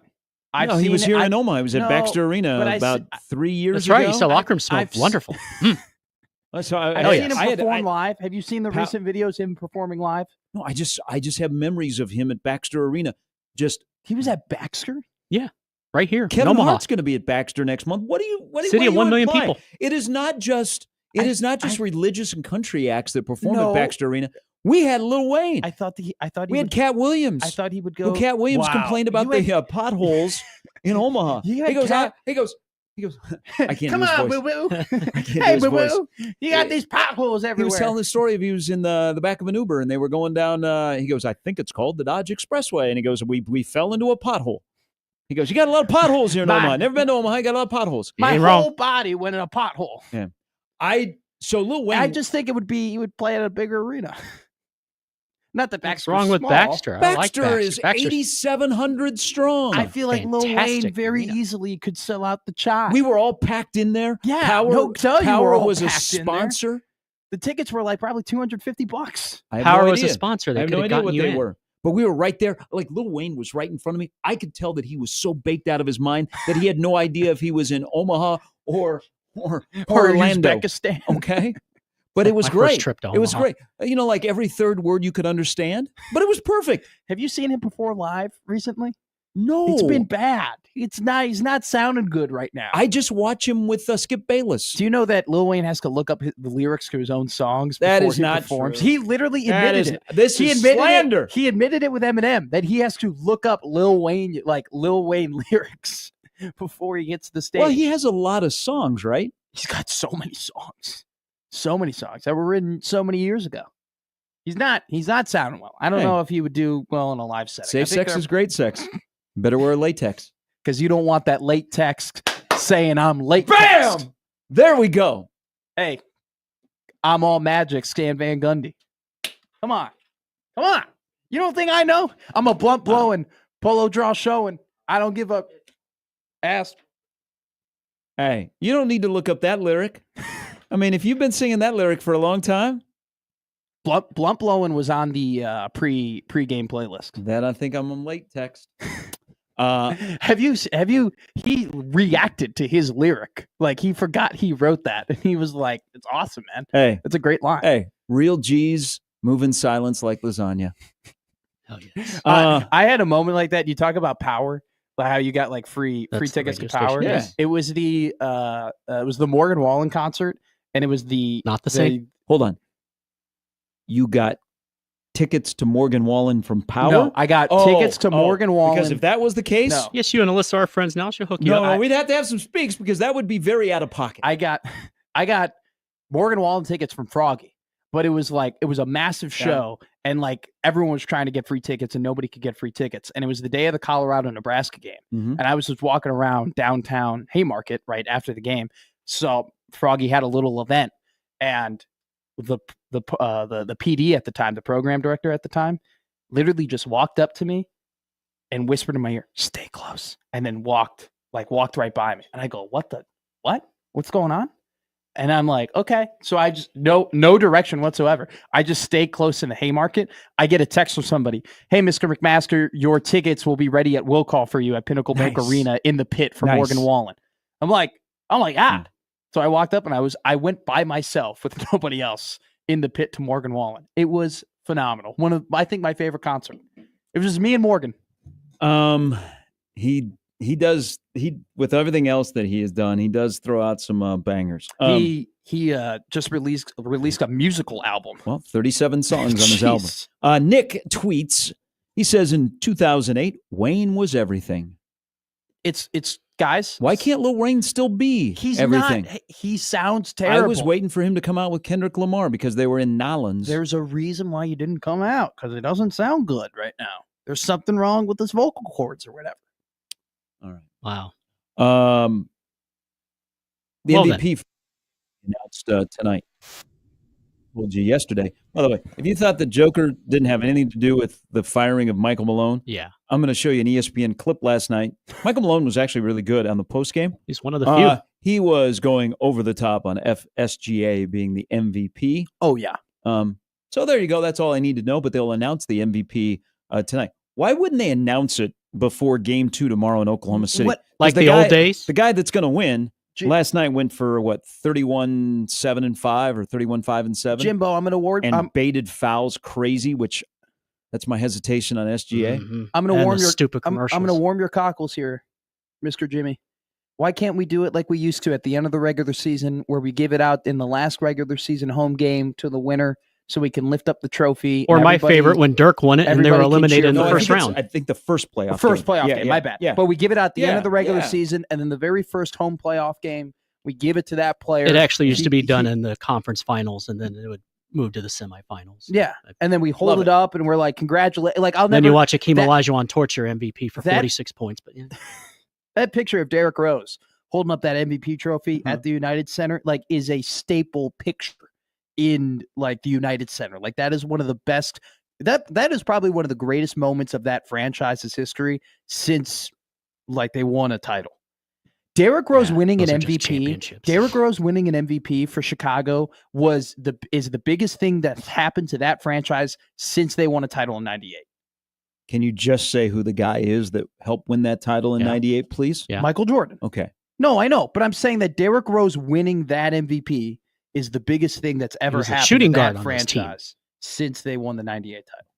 What could have been. Good luck, by the way, State Track and Field. Good luck to my man, Big Ike from Omaha Central. Ike Ackerman is chasing the shot put record, which when you've already beaten Larry Station, which Google him, kids. Hayden, Tom. So good luck to Big Ike from Omaha Central. I'm a huge fan. He's going to Ohio to play football. He'll ball out in Athens, and then he'll get rewarded if he wants to play at another level. And then also, this is because A and B are today, boys and girls. You remember the name Fred Thorne? So he was a defensive back, special teams guy. He's on the 99 team. So 99, he was with Frank. Okay. He played and he was on the Nebraska roster in Frank Solich's last couple of years. His son Charlie, who plays football at Southeast and is only a junior, I believe that Charlie has one more year, is a Blazer. When one of the best athletes at Southeast who played football in Nebraska, Andy Burkle, who is a great track star, when you're being mentioned with him, some of the records that you could achieve or have done, that shows you how fast you are. Those are two guys to watch today. And then for all of my Fremonters out there, there is a distance runner named Juan Gonzalez who is going to Oregon. Okay. Oh, my God. Really? Yeah. That's incredible. I believe that Juan Gonzalez has been in Fremont for like 9 years. What's the 2 mile? He's a distance guy. Yeah. So he's a 1,600, 3,200. Yes. Yeah. What's 3,200? I don't know. Okay. I thought you had the time. I just know those are the events that he's dominating. Okay. But I've heard that name for a long time. So good luck to all of them. Oregon. That's incredible. And Ms. Patillo from Bellevue West. Ball out today at Burke. The revamped Burke Stadium. They shut it down for a year. Yeah. They kicked the Burke football team out of there. Now they redid the track. They did the area. They did the stands. They got the parking lots. Been done in the past. Hell yeah. They got a press box. Stu Pospisil will be very, very happy this morning. So good luck over at State Track and Field. Track? I think they begin at 9. They run all day. The next 2 days is A and B and then C and D. Is there do you have to buy a ticket to go? Yeah, it is not free. It is not the Big East baseball tournament in suburban Cincinnati. I didn't know. Cash only? Nothing is free. Do they take card? Probably they do. NSA is they got the reversal. I might go. I think I'm gonna go. Why not? I know I'm being serious. I'm not like trying to be propped up. Or do anything. they still run the Say hi to our friend Austin Jacobson. He'll sure. Yeah. By the way, shout out to Austin. He did an incredible job covering soccer. I was following all his tweets and all his videos and whatnot. He did a phenomenal job. I don't know if either one of you would know, but our listeners will. Do they still do the shuttle from Westroads for state track and field? Because, by the way, Burke High School, they actually end their school year a day early For the track meet? so that the parking is available. Yeah. I think they probably still do the shuttle from Westroads, right? Yeah, you're probably not driving over to the Burke neighborhood and parking. Oh, okay. Yeah, Really? there's a lot of people that go to this. Really? It's one of the best events in the state. But no, because I ran track and I love track. But you seriously can't participate. No, I know. You but can't just show up but like with your shoes and like. I would pay good money to go watch out on the this. track. I could do a sub 6 right now. All right, here is random Mike. Hey, good morning, Mike. Do you expect Ackerman at Nebraska in a couple of years? I don't know that Nebraska would be the place, but I think Ike will do really, really well, and then he'll probably have some options. I'd love for him to come back here. I think he's got a bright future playing defensive end. I agree. Couple questions. This will be less random than usual, unless it's not. I don't want it to be less random. I appreciate that. A comparison. The way we won that game in an absolutely must-win situation last night. Just, a giveaway. And do you guys feel bad at all for that right fielder? Gary doesn't. I do. Yeah, I do. Gary, I'm surprised you got a heart. Well, I do, but okay. You know what? He should have made the play. It happens. Okay, question. What's the comp in Nebraska sports history in fairly recent years where it's a do or die game? Yeah. And you got a giveaway from the other team. Can you think of one? Because I can't. Oh, where the other team gave it to you? Yeah, and it was an absolutely, a game where we got to win it, and we're in the tournament or whatever. End of the season, you got to win, and you're going to lose, but the other team gives it to you at the end. Anything comes to mind? It's not at the end of the year, but like Wow. that Wisconsin game at PBA would have been 2 seasons yeah, ago where they had a the- 16-point lead. Yeah, okay. And they kind of just est the bed on offense, and they just let Nebraska go on a run. And Nebraska needed to win that game to like really solidify Matt. their resume. Yeah, Matt, this was kind of maybe before your time, but Sure. It was volleyball, Penn State, and I think it was they were down. regional final. Yep. Remember? A couple years ago. I think the Rolfsons were here Yep. then. I'm pretty sure. And down. two great They were teams. down And, 2-1. you got to win to proceed in the tournament to the Final Four, I guess. And they got an easy shot to put it away. We're dead. And I don't know if they collided with each other, the setter and the hitter, or they fell down. One of them fell down. You remember that? Yes, I do. It It was was the kind of thing that. Yeah. Go ahead. No, go ahead. No, it's the kind of thing that you just never see, before or since. And kind of, dropping that. The right fielder dropping that ball. It was hit hard. Yeah. And he had to move a little. But yeah, it's the kind of thing. Just a total giveaway. And how many giveaways in that game last night by us? Well, almost every run for Michigan State. Yes. Yeah. I mean, there was the balk run. Then you had the trying to throw to second. That was a run. Yeah. Then you had, I guess the first one they scored that they actually got a hit off of that. So that was organic, but Yeah, against the pitcher of the year in the conference. It's unbelievable. But I got a question for you guys, and it's really bugging me. We played Purdue recently, and we kept them out of the tournament. And there was a talk about revenge for what they did a few years ago. What exactly did they do? he's talking about baseball. I think it's when Nebraska needed to win the game to get into the Big Ten tournament, and then they ended up canceling that game because of rain. Or lack Yeah, but it was something Purdue did that I remember being pretty outrageous, and there should have been. Well, there was no rain, and they had the tarp on the field, and they had no intention of playing, and Nebraska needed that game to be played. And it should have been played, right? Yep. Oh, yeah. And I remember thinking, where's the conference in that? Where are the authorities saying this is unacceptable? This is, you know what I'm saying? Where they should have stepped in. Yeah, that was a very hotly discussed topic when it happened and then the being the conference and stepping in and what are the protocol, all of that stuff. Yes. Yeah. So it was kind of good payback, but okay. I stuck by my word. Less random. Take care, guys. All right, Mike. Thank you. Thanks, Mike. Mm-hmm. Yeah. 2022 was Tarpgate. Yeah. Tarpgate. Well, That's no. I know. I just like the name. And Nebraska wasn't playing in the game. Purdue canceled the regular season finale with Maryland, and so that then affected Nebraska. So yeah, 2022 was Tarpgate. I like how everything that's controversial, we just put a gate at the end of it. Okay, so this isn't controversial, but something he was talking about. Sure. This is, I'm pretty sure he's alluding to the semifinal in 17 when Nebraska was down 2-1 to Penn State. I think that's the match. Yeah. Fecky was fantastic, and Nebraska rallied down in Kansas City to make it to the final. I think that's what he was alluding to. Was that Spike Gate or Collide Gate or? That was Rosegate when Russ Rose was the head coach at Penn State. Oh, wow. And we didn't like him. Heck yeah. I just did that happen with when did that start?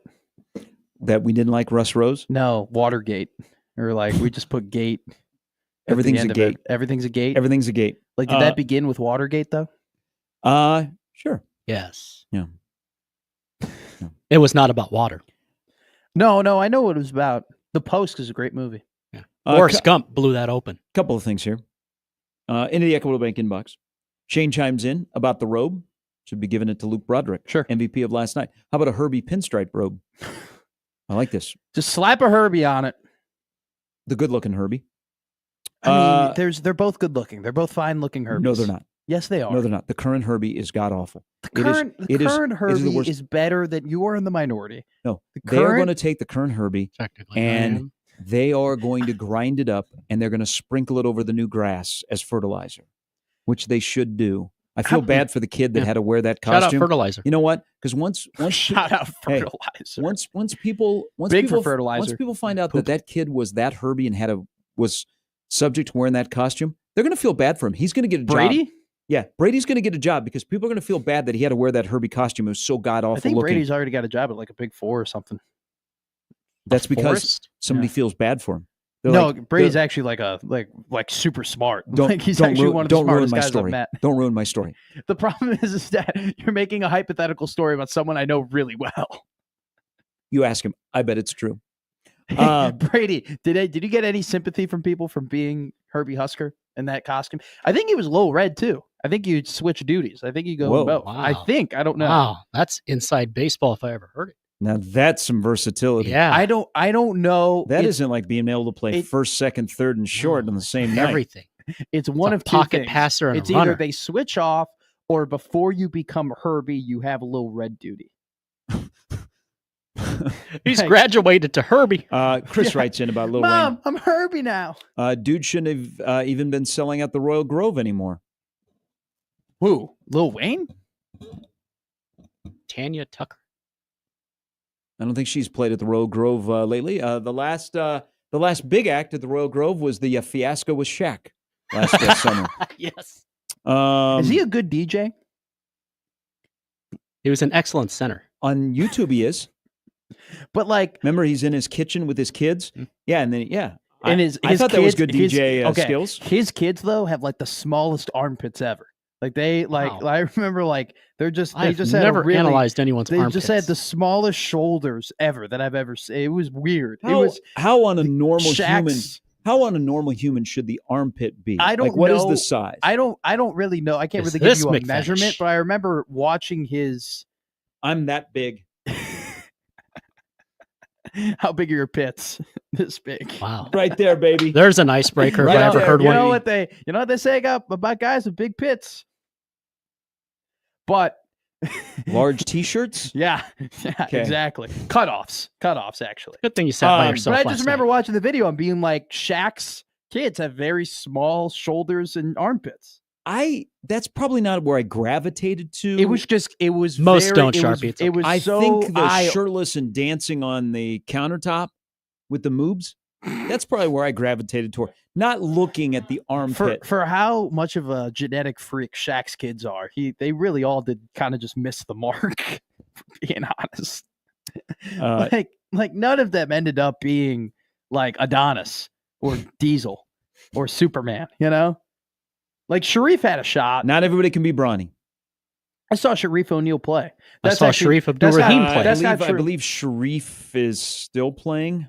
Well, that's not true. I saw Sharif O'Neal run back and forth on the court. He wasn't really playing.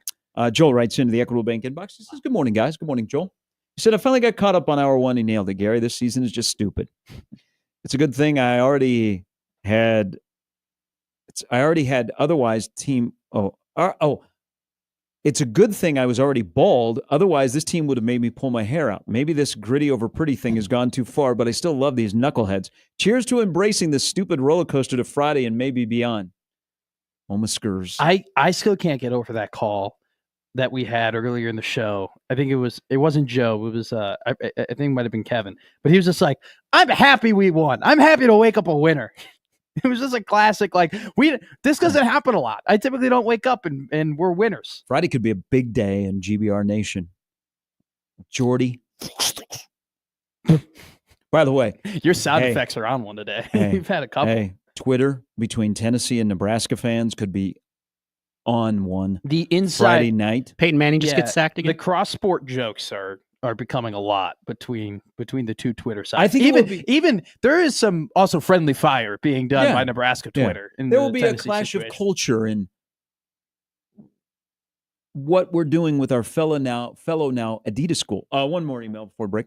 This is from Chad. Yeah, Tennessee's Adidas. Oh yeah, they were melting down over that. People are getting mad because Nebraska's the face of Adidas, not Tennessee. Doesn't matter. You're about to find out when Nebraska's contract is up here pretty soon. I know how much Adidas values Nebraska.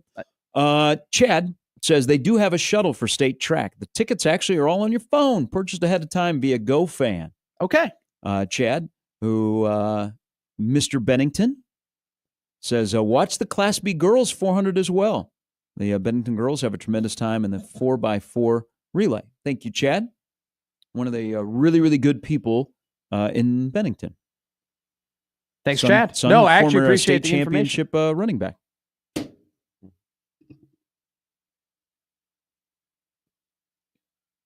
You just made it sound like you're just going to show up. Like anybody that shows up, you can just run. Okay, so that's I know. I'm here to race. I don't really understand. I admit I don't understand the full Braden state Lofquist from Gretna situation. I'm just going to run beside you here on the 800. I didn't say it like that. I said it like as the All Valley tournament. I like Austin a good Correa from Hastings. I like you know what? a You're good running the 3200 today. I will as well. No, you just grab a hot dog and a Diet Pepsi. You guys are all and you watch the people The run. speedster from Elkhorn North, Jet Tinglehoff. Oh, I can run with you. No, I thought the track was open today. I was just going to get in my steps.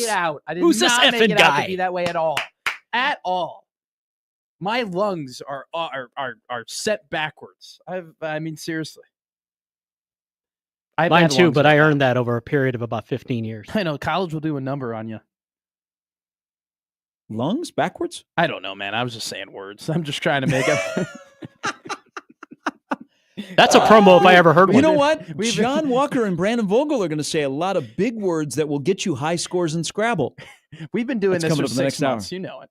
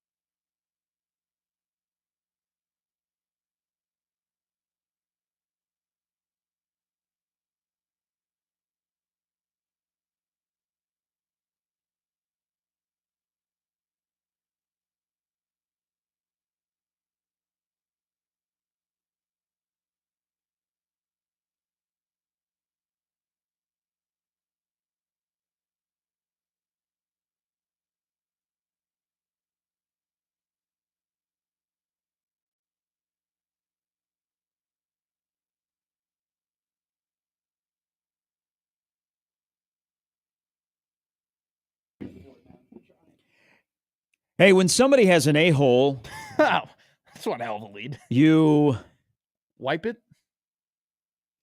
Or drag it on the carpet, whatever floats your boat. Whoa! This is a sports show. We've talked Sports! about Cheers today, and we talked about strip clubs yesterday. This is sports, and those Whoa, all did you just sporting slander activities. those two with No. a-holes? I love both of them equally. Well, I've So- never watched Cheers, and I've never been to a strip club, so I Hey, actually you'll can't hear this speak on song at one.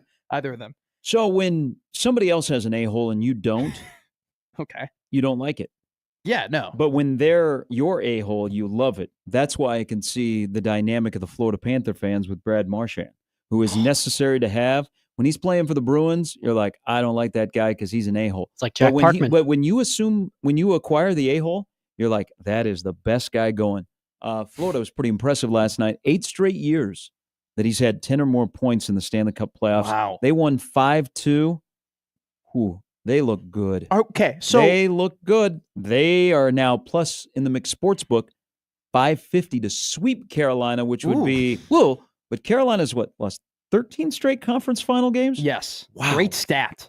That's what I'm hearing. I'm stat boy. But Carolina, and you made it like you kind of joked about it, but they do play that boring style of hockey that's incredibly effective. Mhm. But like they have, and it's very similar to what the New York Islanders did under Barry Trotz for a couple of years that got them to similar positions. The problem is that Carolina is more exciting, and you kind of saw you saw it to start matriculating in the Four Nations, but now it's very apparent that Seth Jarvis might be one of the best players in the NHL.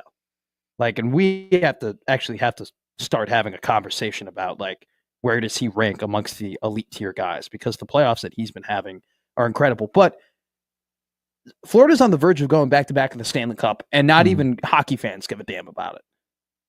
Like, that's the disappointing thing. Like, fans I'm in not even Miami. disappointed that casual just sport fans don't give an F. I'm disappointed that actual hockey fans are like, man, whatever. Like, because when the Penguins were going on their run, like hockey fans were like, oh my God, Sydney and Gino, and this is incredible for the sport. And when the Kings went on their run and the Blackhawks went on their run, and when it seemed like Tampa was going on a run, there was like excitement about it. Florida is doing this and nobody gives an F about it. Nobody's tweeting about it. Nobody's like, oh my God, this is great. Do you think in Carolina the bigger story is how Bill and Jordan are actually doing a reality show than Carolina trying to get to the Stanley Cup final? I think so. It seems like they're getting way more run everywhere. Oh, they should. It's this summer blockbuster that we've been waiting for. This will be a better movie than Mission Impossible. No, it won't. Mission Impossible is going to be great. This is Jordan. This is Bill. They're engaged. Do you he think repainted his boat? What if she wants to have children? I don't want to think about that. But what if it's a reality show that they're actually involved in? This is elderly abuse. Oh, it's a distraction. You know, in the past, he's eliminated distractions because you can't have distractions around That's football. what's weird about all Now this. this is a distraction. This is fuel. But Should've what if hired it's Jamie Chadwell? What if it's a reality show? What if it is a reality show and we don't know about it? This might be Cocktail. Oh, don't slander that movie. It's a great No, movie. because you know Elizabeth the Shue, hot my the God. hot actress marries the older bartender, and then he passes away, and then she tries going after Tom Cruise. What happens? What if that happens with Bill and Steve? I've Or had the Ted. old Yeah. like they say in Step Brothers. I had the old bull. Now I want the young calf. I think this is pertaining to this discussion from Headley. The dad would be older than the grandparents. He would be. He would be. I don't even want to think about it. I don't want to think about it. And now I'm actually concerned about like the Belichick kids, because now Jordan, who already, by the way, Man, now this just sounds like Righteous Gemstones. mysteriously has an $8 million real estate portfolio, is now potentially going to be cutting into the pie of the Belichick family. If I'm Steve Belichick, I'm like, what the hell is going on? I wonder, I would love to get him behind closed doors. Why is the story that Bill is engaged and not Jordan is engaged? Why do we say him? Allegedly, she apparently said this to one person. Yeah. So what do you mean by that? Like, why is it he's engaged and not she's engaged? Because everything is like she's engaged. Why can't we say, hey, Bill's engaged? Are you saying why can't we be happy for Bill? Let's be happy for Bill. I'm concerned for Bill. Well, I am very concerned for Bill. I am too, and so is North Carolina, which sold out of season tickets and has made a lot of money off Bill Belichick. He's made a lot of money off this reality show. He is an old man, No. Yes, age he is just a number. No. Age is just a number. He is an older individual who is now doing things that he just has a number that that's are higher than your number. Completely out of. This is not characteristic. I mean, it would Bill be like Belichick. you dating a 72-year-old.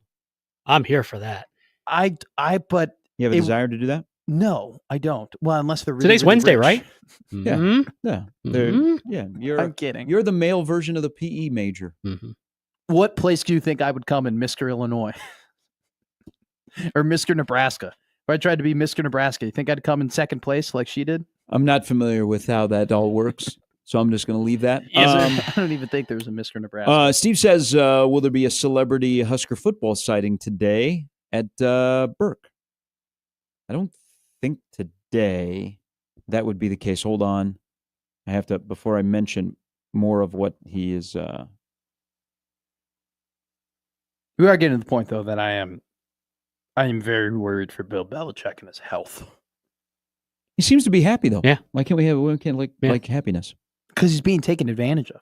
At least it seems like he's being taken advantage of. Maybe he wants to be taken advantage of. You know what? Some people do. Okay. Exactly. So Bill Belichick said, "Ruin my life." So that's a line you hear on Tinder all the time. That's foreign. That's foreign to Jimmy and I. We don't know. We're good. Oh, it's not foreign to me. We know. That's okay. Yeah, we know. We know. We live vicariously through you. Exactly. Steve asks, will Heinrich Harbert be at the state track and field? And I would imagine his sister Hazel is a great athlete, like state basketball. Yeah, she was here for Kearney Catholic.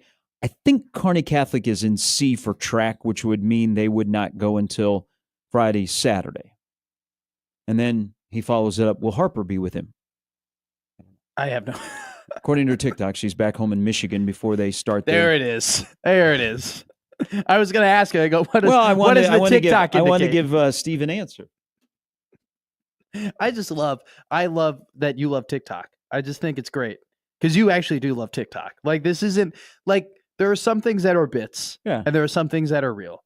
And you just really I'm love not TikTok. really a curmudgeon. Hold on. What's the first thing that pops up on your TikTok? It's always a fun game. Let's see here. I guarantee you the first thing that pops up on my YouTube shorts, because I'm a tuber, not a talker. Dump. Mayor of Kingstown shows up. Upset. Yeah. No, it's upset. Yeah. Mm-hmm. I have a lot of here. You know what? I do want to give a shout out. We have a lot of local foodies. We do. Yes, a lot of local great food foodies town. that are on TikTok. Mm-hmm. Like Tay, who used to spin over on Power. So he's a big foodie guy. He'll eat in his car and he'll do it with like a guest. We have some really, really good TikTok foodies. I want to give them a shout out. My YouTube foodies are all in New York. I don't know why I'm in New York. Yeah, because you live in Omaha now. Tube algorithm, but all my foodies are in the East Coast. My first YouTube short was Shane Gillis. Okay, which no free promotion, but we'll be here next week. Dago and Deo is a really good. He's a really, really good local foodie. There's a couple guys who are just in Council Bluffs. Let me. Would you say you're a foodie? Them. No, not really. But you know a lot about the restaurants. You have given me some banger breakfast recommendations. First time feats. You've been a really good guide for me in the city of Omaha, just in terms of like I can ask you, hey, where should I go out to eat, or where should I golf? And you're like, you've given me bangers. You never steered me wrong. Thank you. Scotty Eats is another local food guy. Yeah, first time feasts. They do a really good job. And then there's a guy that beefs with Sweet 98. I think his name's Fatty. Seriously, I think he's Fatty. Wait, he beefs with them? Yeah, they went back and forth. Like they don't like him? I don't know. Is he a radio host? No, he's just a food guy. Food guy on TikTok. I think his name's Fatty. Yeah. I love the food. I'll have to ask Spicoli what that is. Hey, what's going on with Fatty? Haven't rolled it yet. Something that a normal person asks another normal person. How do we feel Little transition here. Yeah, go ahead. Good luck. NFL players playing flag football against dudes from France and Japan, and you win 73-0. Is this the dumbest thing you've ever heard in the Olympics? No, I'm putting a lot of money on Kyle Hamilton in South Korea. Putting all the money. What do you think that is?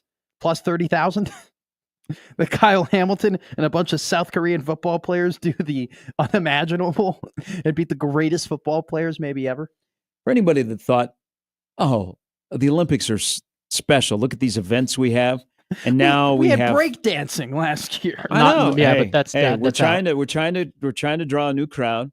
Flag football. I mean, guys, let's be flag football. 32 love was the vote by the NFL owners because they had to, but most of them are like, no. Wait till you see when we start training camp. You're not going to the Olympics, but we have to vote because we don't want to be that. Yeah. We want to give you that opportunity. Flag football will be in the Olympics in Los Angeles. Flag football is taking off.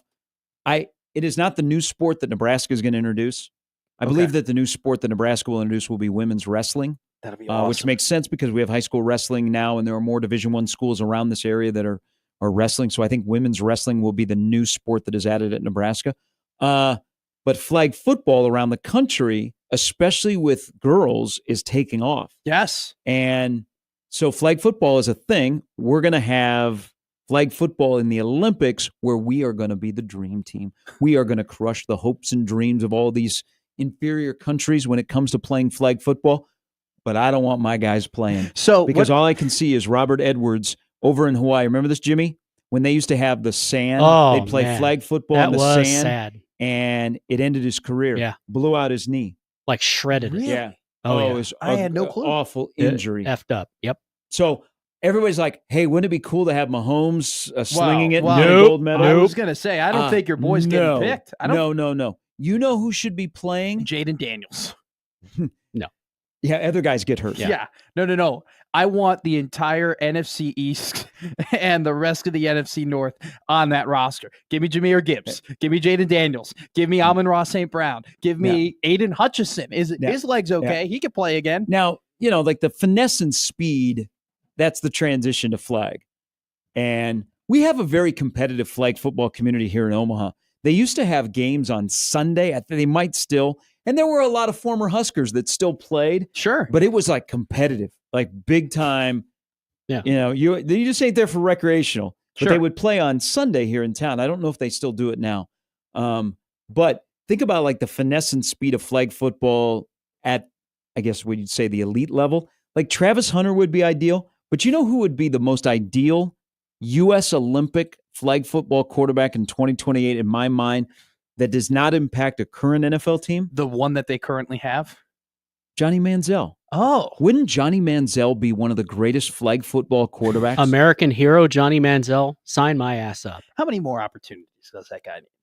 This one. I mean, come on. Olympic gold medalist Johnny Manziel. Oh, my God. That'd be Oh, fun. Like if the Jacksonville signed off on it, wouldn't Travis Hunter be ideal? Yeah. But I don't Yeah. want Travis Hunter. No. Hey, you want to go No. get a gold? That's great. But buy a gold medal. It's okay. I don't want to see you going down.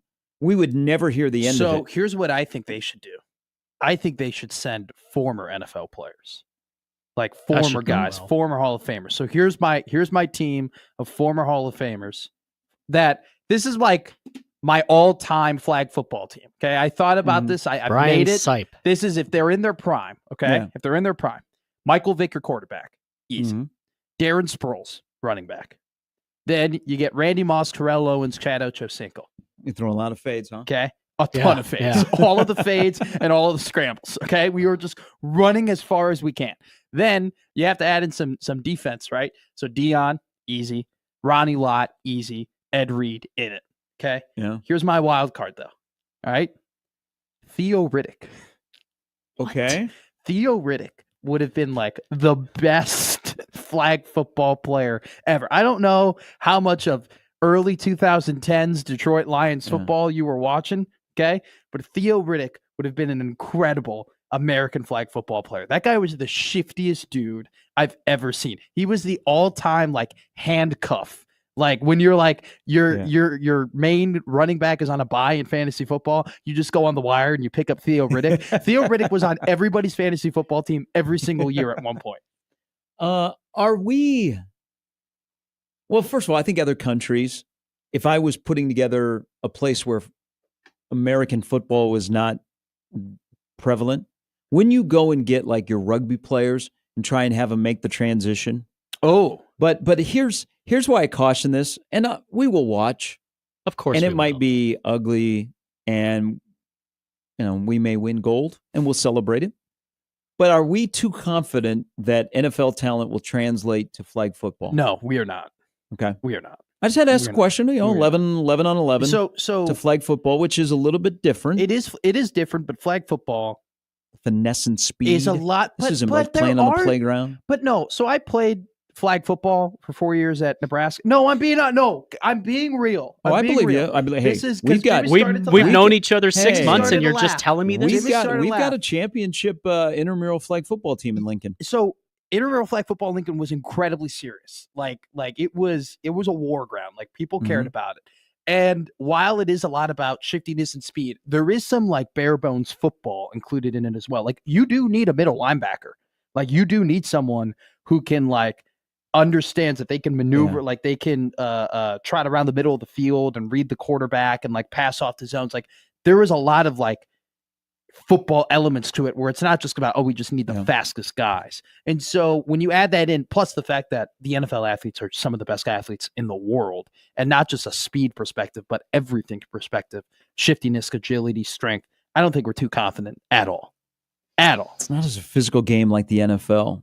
But you don't. I don't- But I don't look Terry at the Tate. guys. I don't know if look we'd at be the as guys good that as we're we going to think. be. I don't look at the guys we're going to be sending. Right, potentially, it's not like we're sending the most physical players. I think we're sending there. flag football guys because if they're NFL guys, they really don't have much time Yeah.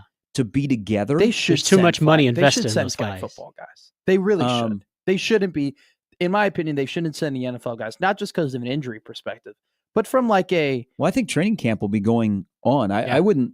But I wouldn't want my guys missing training camp to go play in the Olympics. Why do the NFL guys need a gold medal?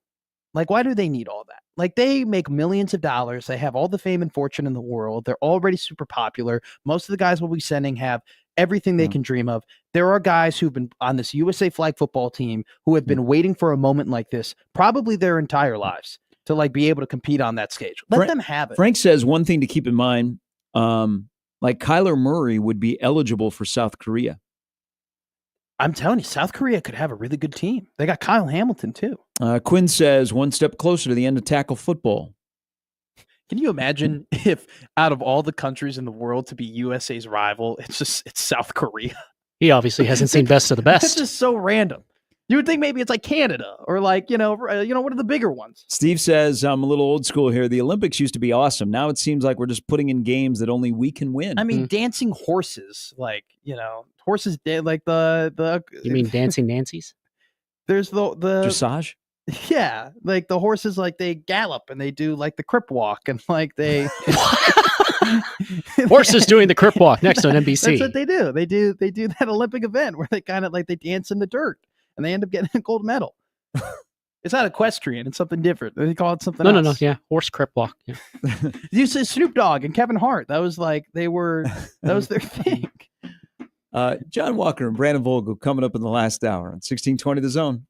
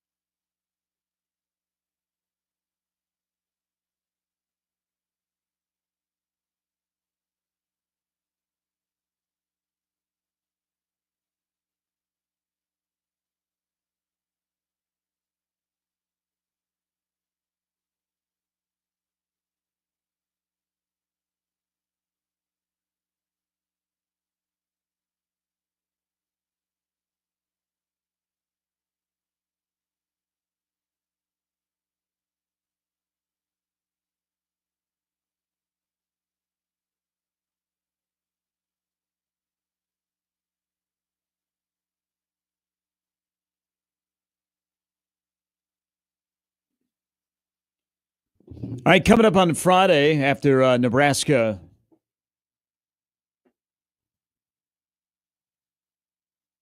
I was just reading a response to the tweet. I don't know what the tweet is, but I see your response. Yeah.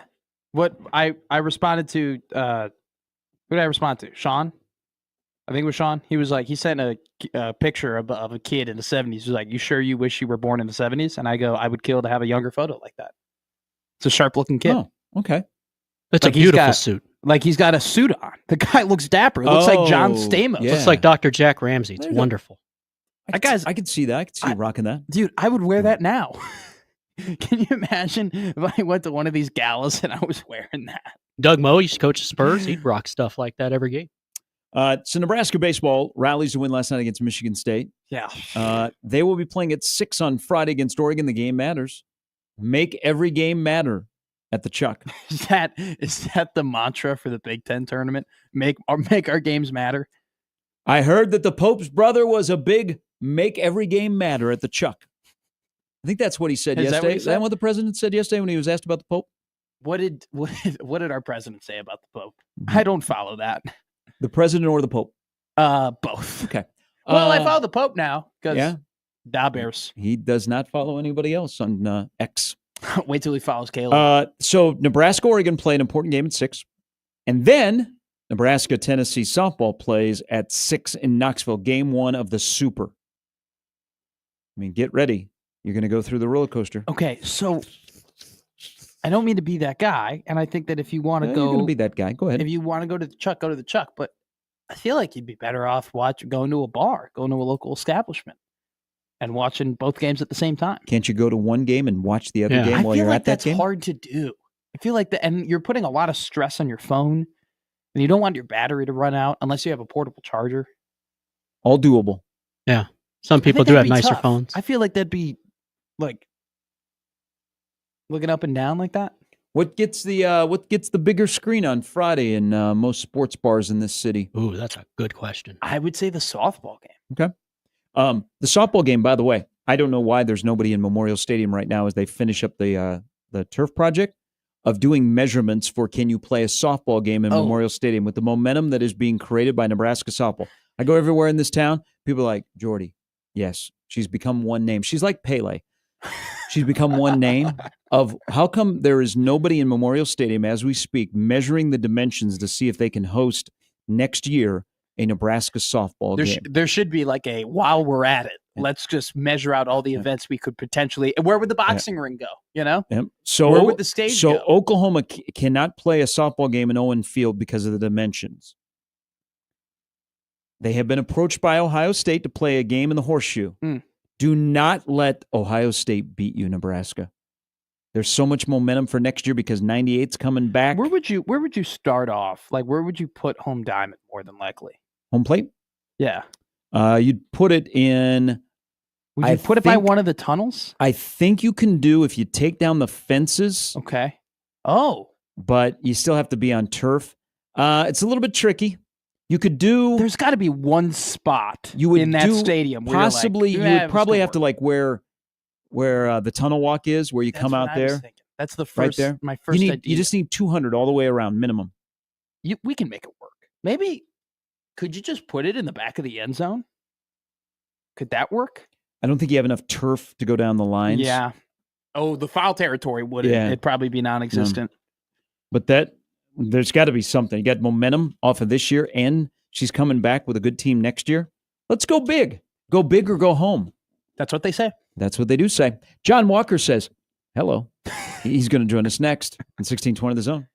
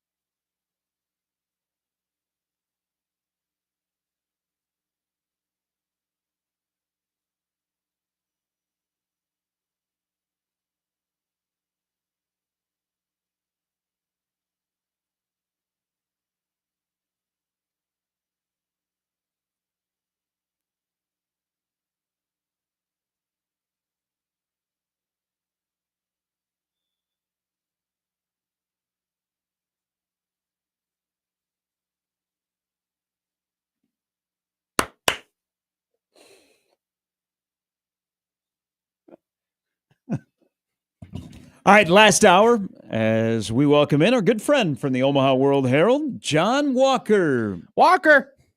Good after, I guess, good morning. Good morning. Good morning. Happy Wednesday morning. Good. How are you doing today? You're very chipper. What do we got working? Yeah. What's in the hopper? Yeah, why are you so happy? Yeah, no, I don't know because I woke up today. I guess good day to be alive on a Wednesday in Omaha, America. No, I don't really have anything in the hopper, nothing in the can. I'm working on a couple of things, but certainly nothing that would have me this chipper. I'm just high on life, I suppose. I like that.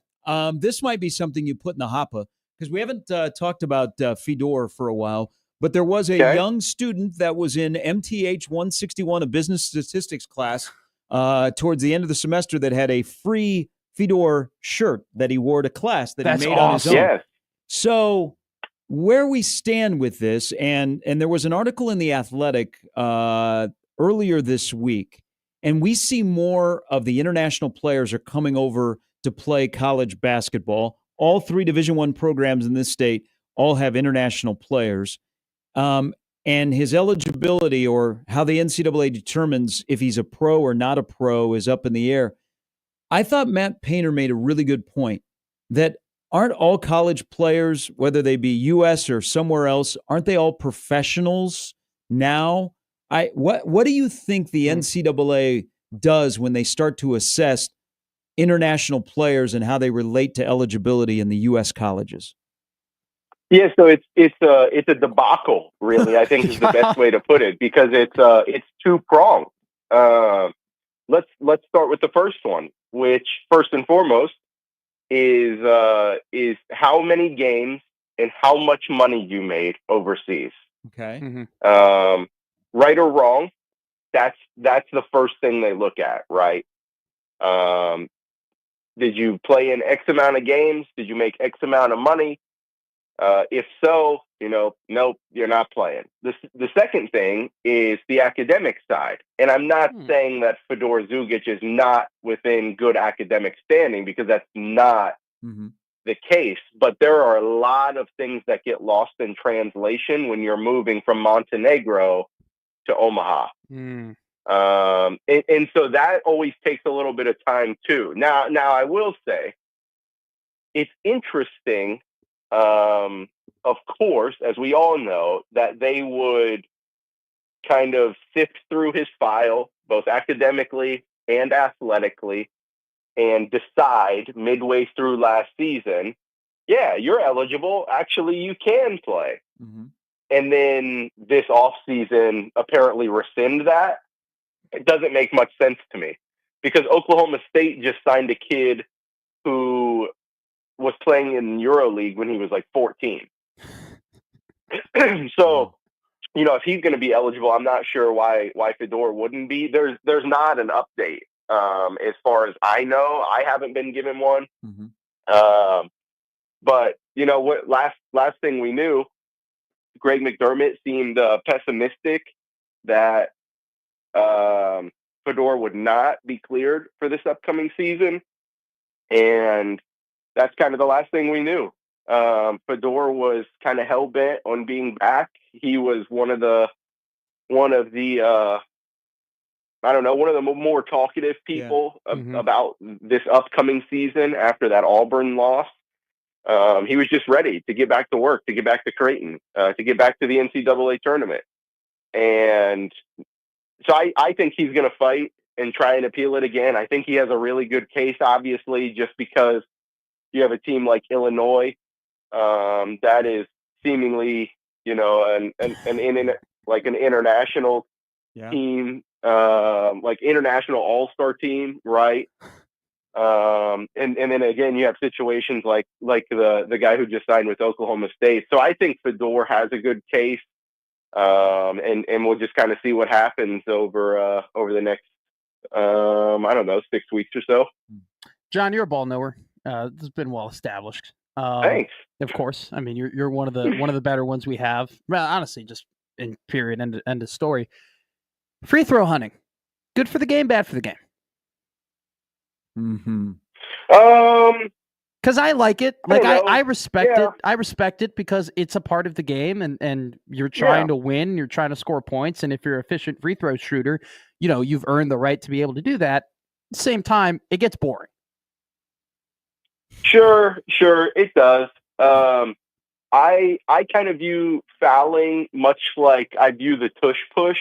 Like if you don't want to foul, if you don't want them to blast you for a yard, don't put them in situations where they can bait a foul. Don't put them in situations where they can blast you for a yard on 3rd and 1, 4th and 1. It's not like a competitive disadvantage or anything. Some people are just better at it, right? Mm-hmm. And some people are really hard to guard, and that's why you have to foul them. Sure. So that's why teams do foul them. So no, I'm fine with it.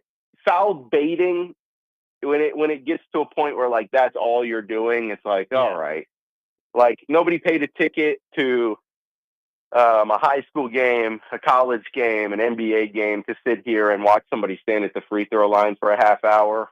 Nobody paid for that. That's not why anybody's here. So I get it in that regard.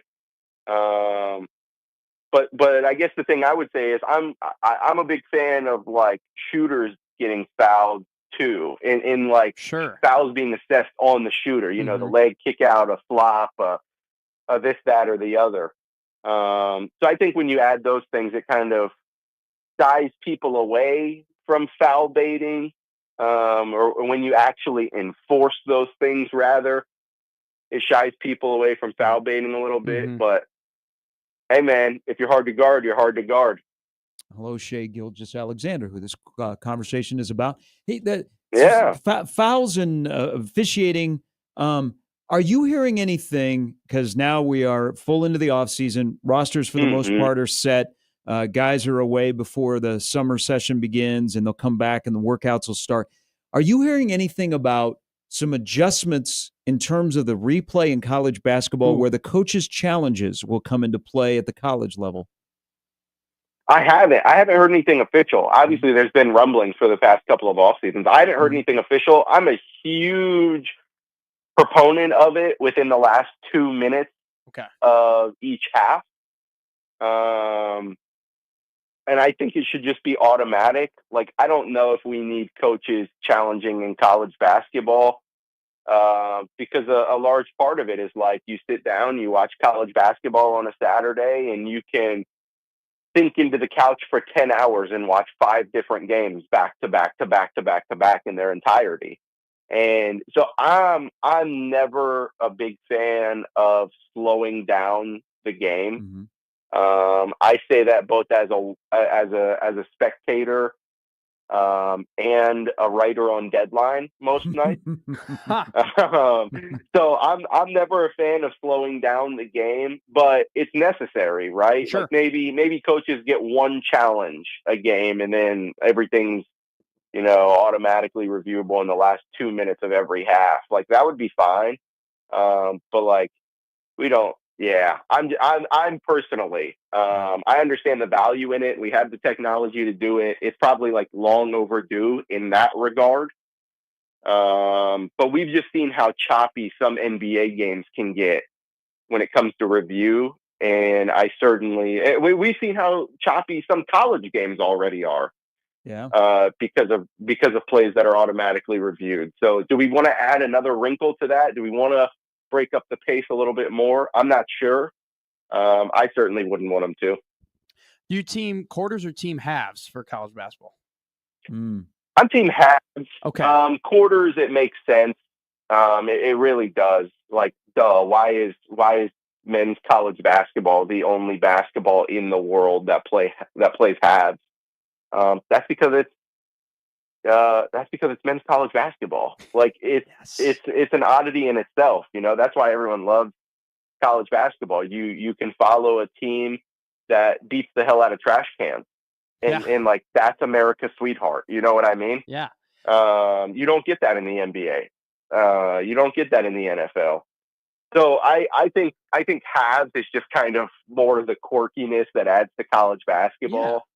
So that's why I like it in that regard. But at the end of the day, yeah, it probably would make more sense to do quarters, even though that is not what I would want. Mhm. But I don't know if anybody at the NCAA is asking what I want. So it seems like we're going to stick with halves for a little bit. Well, so here's the thing, and I think you're going to follow my mindset because I've always been here. I've always thought of this, right? We're in all across sports, in college athletics and professional sports. We're going towards efficiency. We want to be as efficient as possible, right? We could have new playoff seeding rules in the NFL. We've taken away weird rules that we had in college football that weren't in the NFL. We are now having this conversation about 4 quarters as opposed to having halves. Why do you think that we have a problem of taking away weird things in sports and it's kind of ruining the quirkiness that we talk about that makes us love sports in a way? Yeah, that's interesting. Because we've also like added a pitch clock. Yes. When it comes to the MLB and in college baseball, obviously. So that's interesting. Now, I don't know if we've like ruined anything by taking it away, because it seems like the intent is for pace of play in all of this. You know, in college football, let's not stop the clock every time there's a first down until the last 2 minutes of the half, right? Like, so stuff like that, I think, was kind of meant to upgrade the pace of play. I'm not sure if there's anything, and maybe you could point one out. Maybe I'm just overlooking one. I hate the idea that the NFL isn't going to allow division winners to host a game automatically. That they now are going to seed by record. I think that's just stupid. I like that a 7-9 Seattle Seahawks team who shouldn't be in the playoff could host a playoff their game. reseeding. Did they rescind it? Yep. Hell yeah. But still, so we're good. Like what? But you know what I'm saying though. One of those things where it's like we have weird stuff that happens in sports, and I feel like we're obsessed with getting rid of them. I feel like it's just we should keep it. Yeah, like the tush push, like I was talking about a little bit earlier. Yeah. Like you can't fault the Eagles for figuring out a puzzle nobody else has ever been able to figure out. I couldn't agree more. Teams have executed 4th and 1 and 3rd and 1 with a quarterback sneak for years, but to this extent, to this level of success, no, nobody has ever done it. And so this would very much be like telling the offense, the NFL setting a rule for the offense that when the defense comes out in too high, you can't run the ball. Excuse me? Huh. I can't hand it off against a light box. Yeah, I'm going to. And so I kind of view it in that regard. It's like everyone in the NFL could do a tush push if they wanted to, right? Mm-hmm. And teams have, obviously. But if the argument is player safety, like, can you tell me anyone who had a career-ending injury or a drastically significant injury because of a tush push? I can't. Yeah. And so it's like we're going to take this away because one team's really good at it. That would be one of those oddities. So yeah, I see what you're saying. And by the way, Jason Kelsey is in Minneapolis today to on behalf of the Eagles on keeping the tush push. Hey, a little bit of a nice surprise from the Creighton standpoint of looking ahead to 26 with the addition of a highly rated wing player. I know Mac goes up to Lake Okoboji, not very far from Storm Lake. What is Creighton going to get with their first commitment for the class of 2026 that happened last week? Yeah, they late Thursday got a commitment from 3-star wing Jaden Kuhn, fringe top 100 prospect in this year's class. I don't know if we fully transitioned yet, so let's say next year's class to keep us young for a few more months. So the Jays are already on the board. Like they still have things to figure out with this upcoming season's roster, especially if Fedor Zugic isn't eligible, right? We talked about that earlier. But if he is, even they still have a roster spot to fill. So I don't think they're entirely done with this year. We know that what they've done this off season to prepare for the 25-26 season, and that hasn't mattered because they're already on the board, already doing work with next year's class, and that started with Jaden Kuhn. So I think he's 6'6", 180, again, a fringe top 100 prospect. Mhm. I think that he's going to jump up the recruiting rankings as the year goes on, as the cycle goes on. I really do. Because as you guys could imagine, there's not a lot of eyes year round on Storm Lake, Iowa.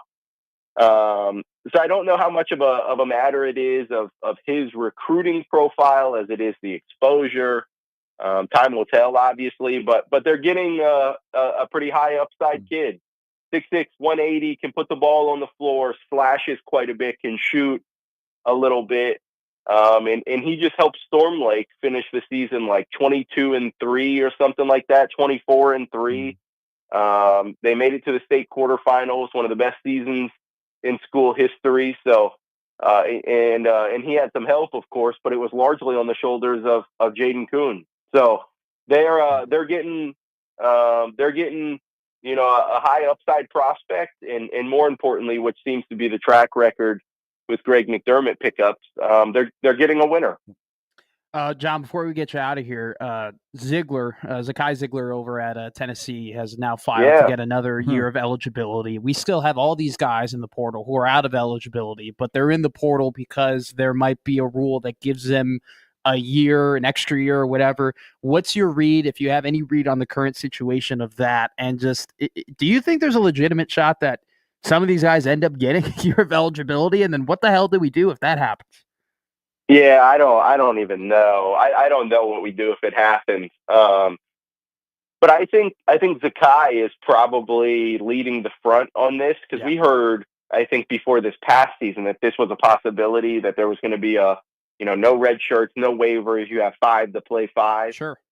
If you want, just straight up. And I'm a huge fan of that. Now I still think there probably need to be waivers, because there will be exceptions, right? Yeah.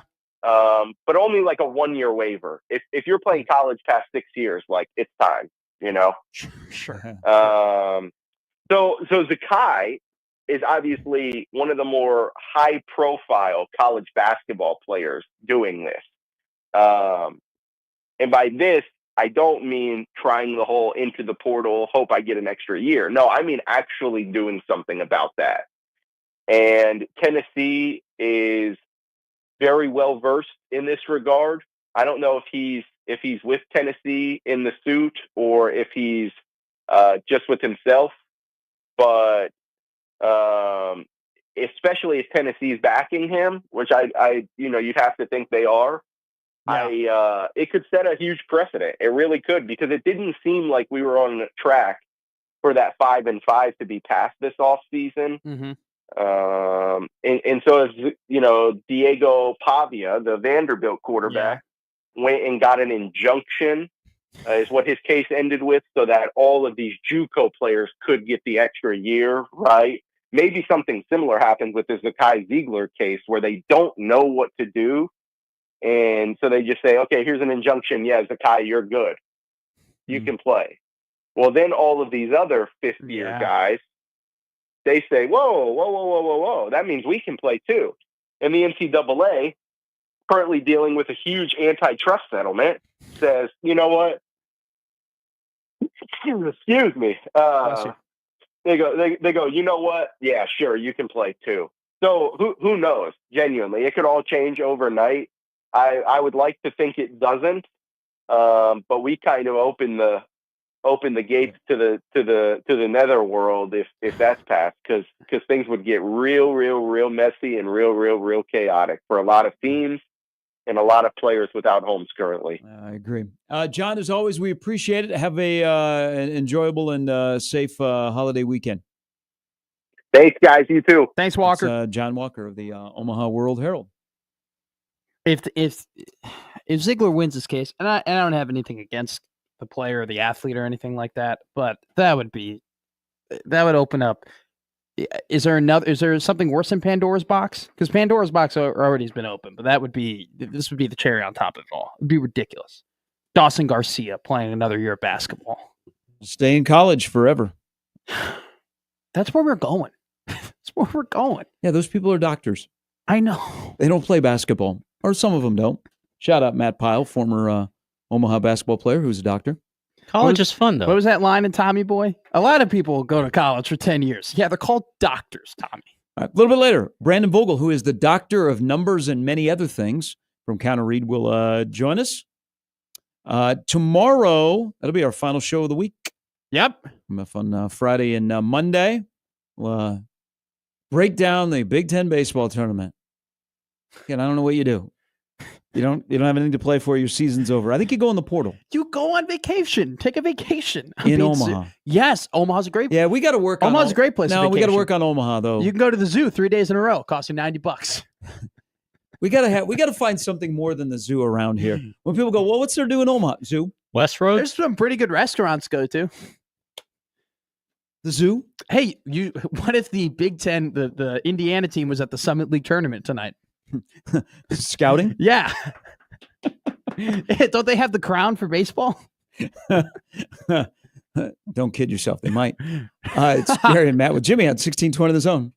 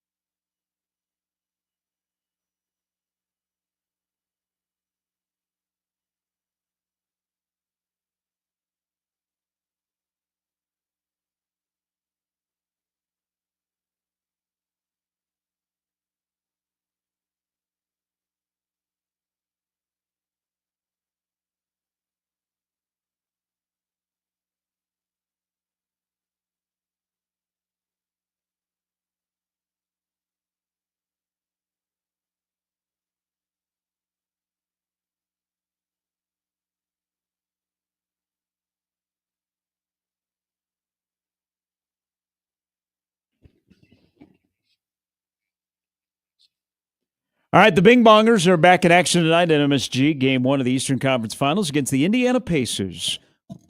And the good guy, Tyrese Halliburton. Why do his peers dislike him? Who? Tyrese Halliburton. Oh, yeah, the most overrated player in the NBA. He is a good dude, man.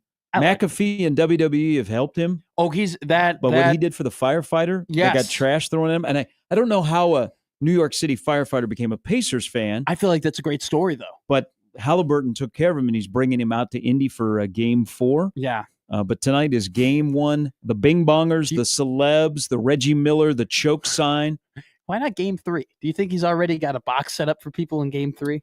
The people he was spring breaking with, all those ladies he was with already have the box in Game 3. It was just weird. It was like, oh, I hope you don't get swept. Like, I hope you're not down 3-0. Who do we want Oklahoma City to beat for the NBA championship? Because it almost seems inevitable with the Thunder. I want them to beat the Knicks. Okay. I know I'm a Knicks hater. People are like, wow, you want the Knicks to win? Nick Hater. You're like, oh my God, you want the Knicks to win the Eastern Conference Finals? Yes, I want Knicks fans to have that joy. I want them to have that outlook. I want them to see the light at the end of the tunnel. I want them to actually. You would have loved John Starks. I want the Knicks to be up 3-1 in the NBA Finals against the Oklahoma City Thunder and then lose in 7 games. I'd rather get another infection than Oklahoma City win. You don't like the Thunder? No, I love Shea though. But I've always been a Shea fan since. I got some hesitation there. He is a foul baiter. Much like James Harden. It is what it is. He's allowed to do it, and he does it, and it wins him rewarded games. for it. Probably the MVP tonight. But there's a reason why. There's a reason why Anthony Edwards is more likely to be the face of the NBA than Shea Gilgeous-Alexander, and it's because Anthony Edwards doesn't do that, and he's more excited to watch than Shea is. And so that's the trade-off. Pause on the Ant-Man. 0 points in the fourth quarter last night. Pause on the Timberwolves. The Timberwolves, woof, Game 1. They have these times where it doesn't appear that they're ready. And they were ready in the first half last night, and then they got ambushed in the second. That's why it happened to them last year in the NBA, so that's why, in the conference finals? Not ready made. Scott Roth not walking through that door. Also, 2 years in a row now, a player that hasn't been Anthony Edwards has absolutely caught fire on their way to the conference finals. And then it just seems like they petered out last year. Like Naz Reid was like, oh my God. Yeah, he wasn't. And then he petered. They needed bench help last night, and he wasn't there. Gobert only had 3 rebounds. It was a bad night. It was a woof. It was woof for Oklahoma City. They were City. leading a lot of that game. The second half. Well, that's why you play 48 minutes. Well, the Oklahoma City Thunder it's a track meet. They just play better defense than you do. Well, they wear you down. They're old school. They're incredible. They play great defense, and they force turnovers. And Minnesota all year long has been a team that has been turnover prone. There'll be another game like this in this series where it's a blowout. That's just the way Oklahoma City defends, the way Minnesota is lackadaisical with the basketball. Can I ask for a ruling on an old man take? Yeah, go ahead. I'm enjoy your guy. I enjoy the old man takes. You can be the committee that decides if this is an old man take or not. I know Mike Breen says when it's 7:30 tip, he says a little after. Is it an old man take to just want ESPN to start the friggin' basketball game as close as advertised, that if it says 7:30, I get it, maybe 7:33, 7:34. But we need if time we're for their at panel 7:40 and 7:45, just start the friggin' basketball game. It's such an old man take. It's such an old man take. Then tell me it's 7:40. Then what are you going to do? I'm going to tune in at those 7:40. 10 minutes. What are those 10 minutes? What are you? I'm not going to watch some guy who thinks he's actually part of the game stroll out there and get on a set at ESPN. Yep. Okay. I've already done this with movie theaters. I've adjusted. If the movie is supposed to start at 6:30, I understand it's probably not going to start till 6:40 because I got the previews. Okay, but the previews are a part. Wait. The previews are a part of the movie experience. But the movie says it starts at 6:30. Sure. That's when the screen comes on. Mm-hmm. Yeah. And then the movie actually starts like at 6:40. It's 20 minutes of previews. 20 minutes of previews. Yeah. At least that's at AMC's. When I go to AMC's, it's 20 minutes. I just kept watching baseball last night. Why did I just get the finger wave? Why did I spend money to go to a nicer theater? Why did I get the shoe fly? What do you mean? Spend money to go to a nicer theater. Spend money was $15. Could go to AMC. He told you go yesterday. Yeah, go yesterday. It's Frugal Tuesday. I was at it's the Gary Sharp Tuesday. I was at the baseball game, where I spent way too much money at the baseball game. Okay. Gee, Movie I've summer adjusted. shandies and peanuts. Basketball, any sporting event, if first pitch is 6:35, There then better be a first ball pitch, being thrown at First pitch 6:35. needs to be around 6:35. But that's why they have those weird first pitches. It's like 7:07 because they throw the first pitch at 7:07. That's okay, as long as it's 7:07, On not the air. 7:15. 7:32. I It is just such- need a clarification. If it was an Your old man life take or isn't not. going to be any different because the game started 10 I minutes want to earlier. watch the game. I tune in at 7:30. I don't want to watch the garbage pregame show. That's an Okay. insult to garbage. I'll then. watch tonight, but I'm not watching ESPN's. And then I get stuck watching it. Bigley in the comments goes, when you're old, every minute counts. He's not wrong. Exactly. You know what? Have you seen the Nebraska baseball season? It is just slicing years off my life. Now, Creighton baseball, they Great play segue. today, 1:30. They play St. John's. Will they pitch at Now, 1:30? I got to have you do something here, all right? You say jump, I ask how high. Hands up. Hands down. Tell me what you're going to do now. Go to Omaha baseball. tonight? Hands up. Now hands down. Tell me what you're going to do now. Go to Omaha baseball tonight at 6:00. No, sticking with the Nebraska baseball theme. Keep bowling, bowling, bowling. Keep bowling, bowling, bowling. Keep bowling, bowling, bowling. They're playing at the Nebraska, Oregon. softball stadium. Good album. Nebraska, Oregon, 6 p.m. coming up on Friday. Little chocolate starfish, No. hot dog. I'm not flavored going to water. be there. It's gonna, Now I know you all be loving this. it's going to be brutal. I'll have to, because I'm going home for the weekend. Okay. I'll have to.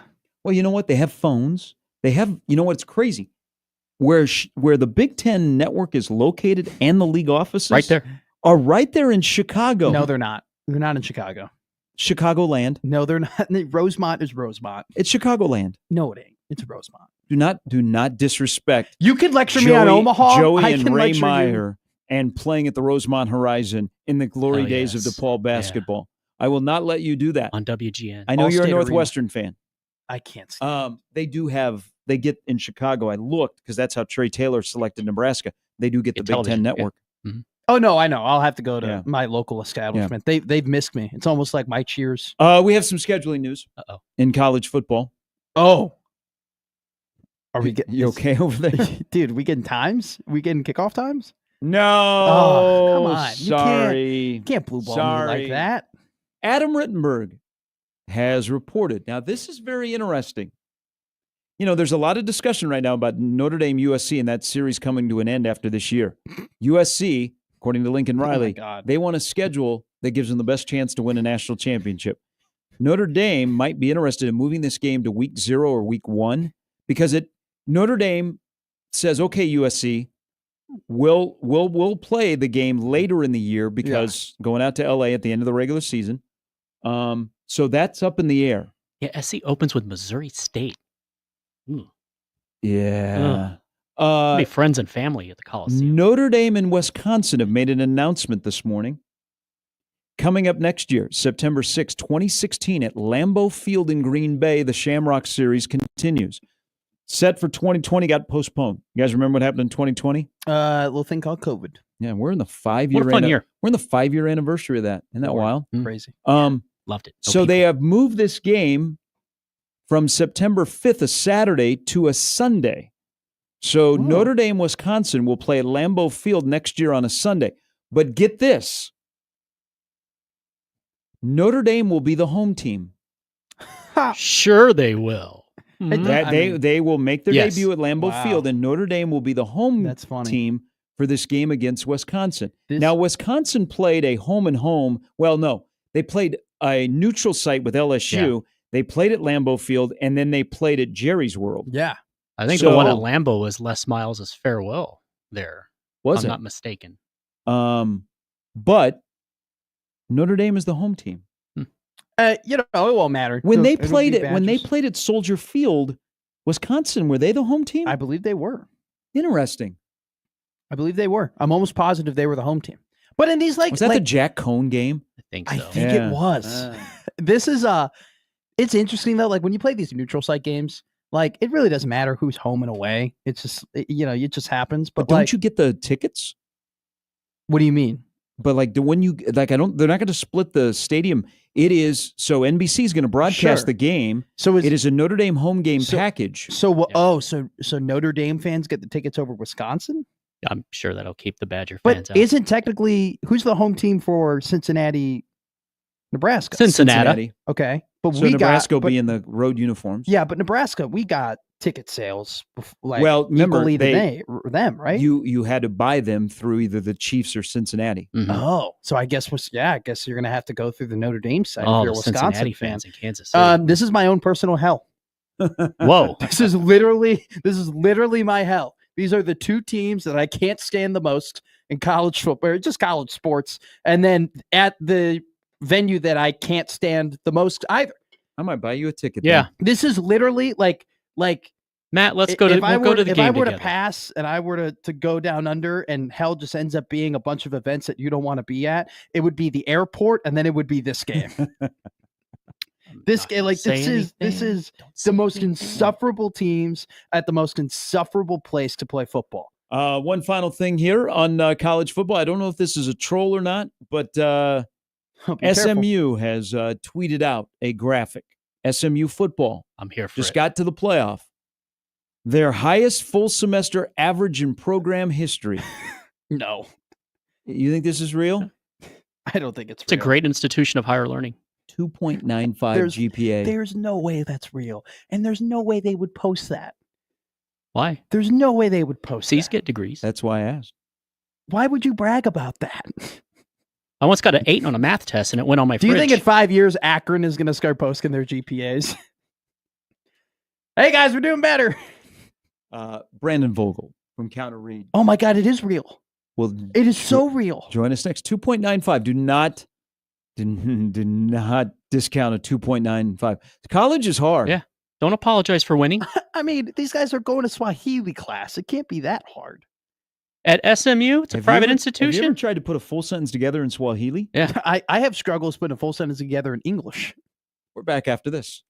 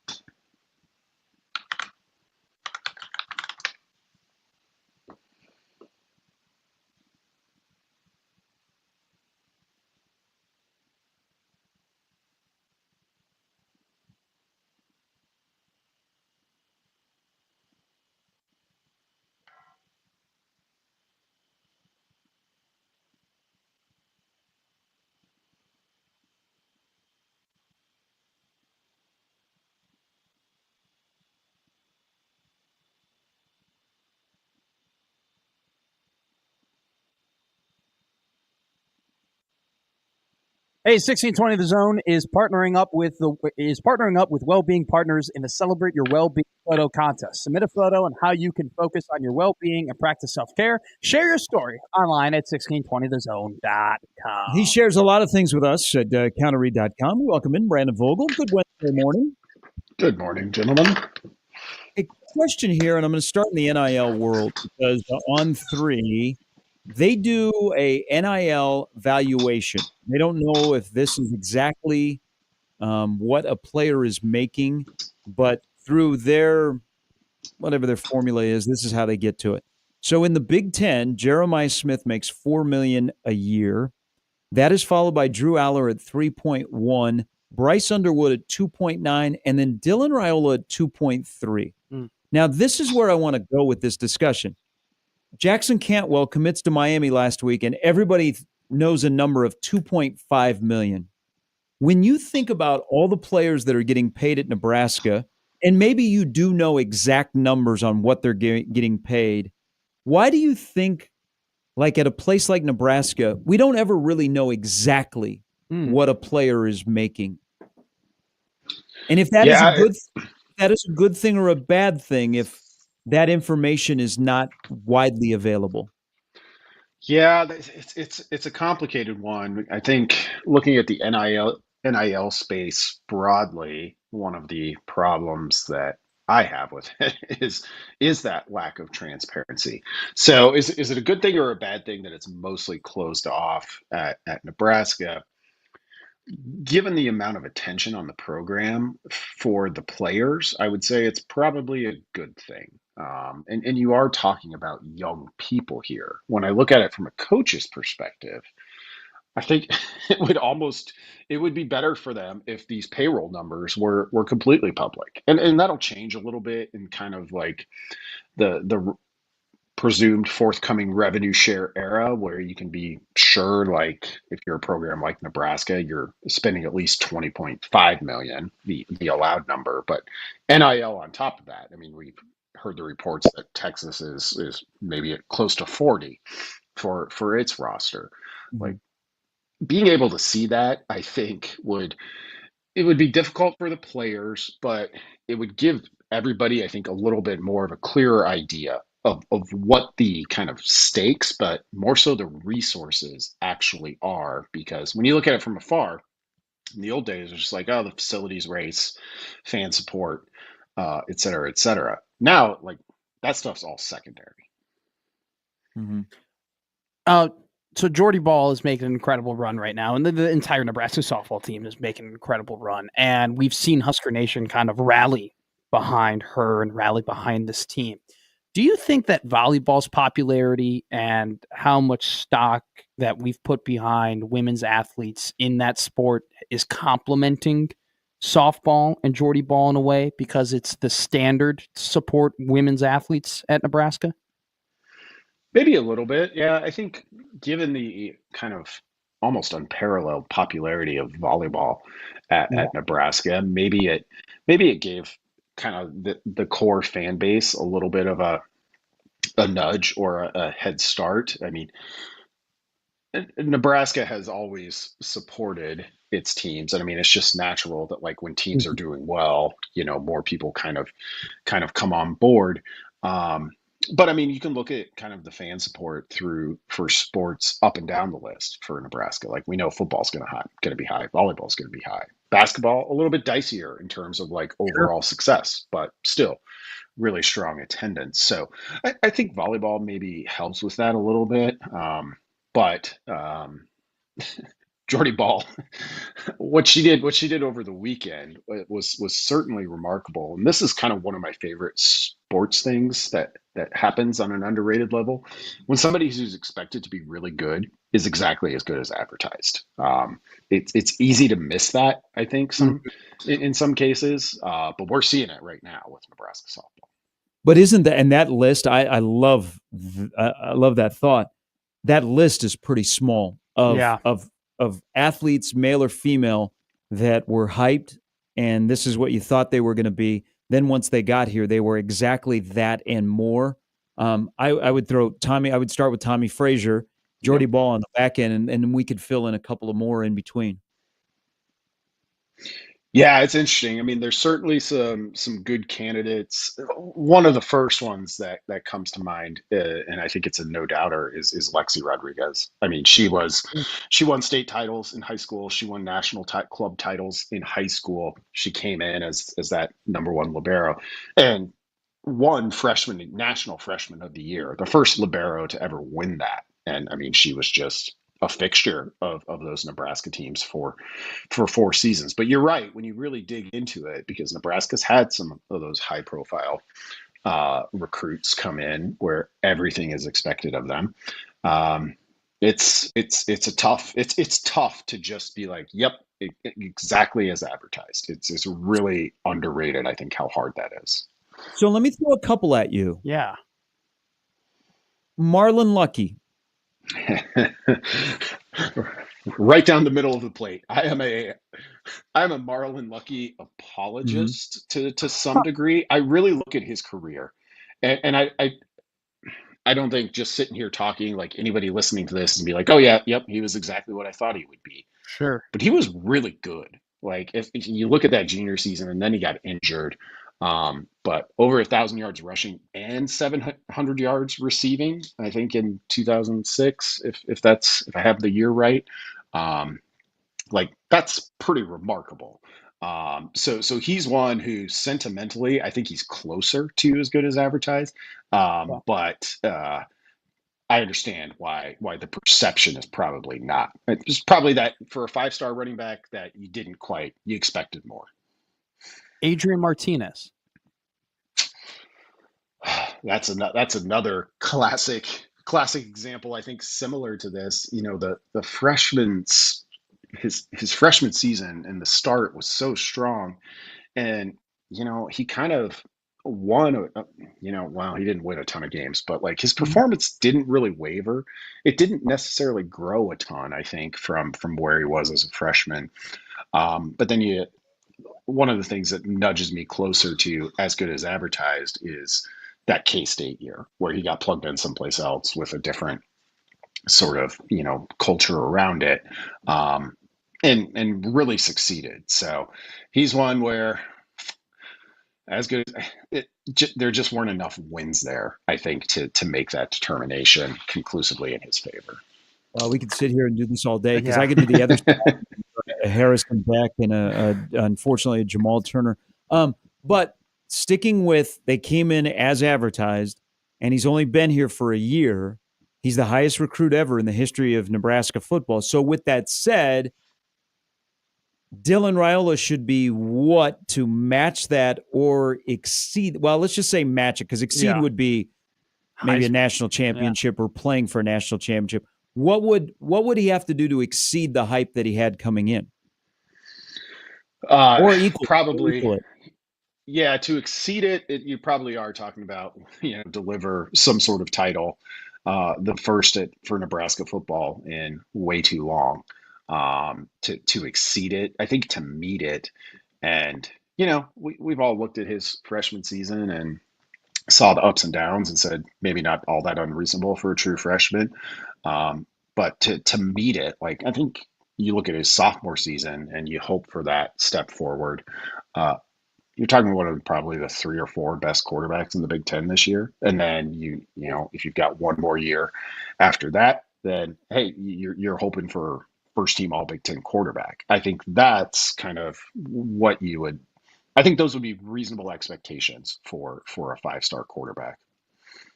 When we do these like Big Ten quarterback rankings, right, you see a lot of Julian Sayin and Dante Moore in the top, and then you see some quarterbacks like Aiden Childs, Nico Maliava, Dylan Raiola, kind of, not on the same level as those guys. When we rate Moore and Sayin as high as we do, are we rating them, or are we rating Ryan Day and Dan Lanning? I think it's somewhat legitimate to factor in the coaching and their track record. But I think a large part of that is, and I think this is actually an enviable spot for Raiola to be in going into his second season, because we saw so much of him. I mean, DJ Lagway is another great example at Florida.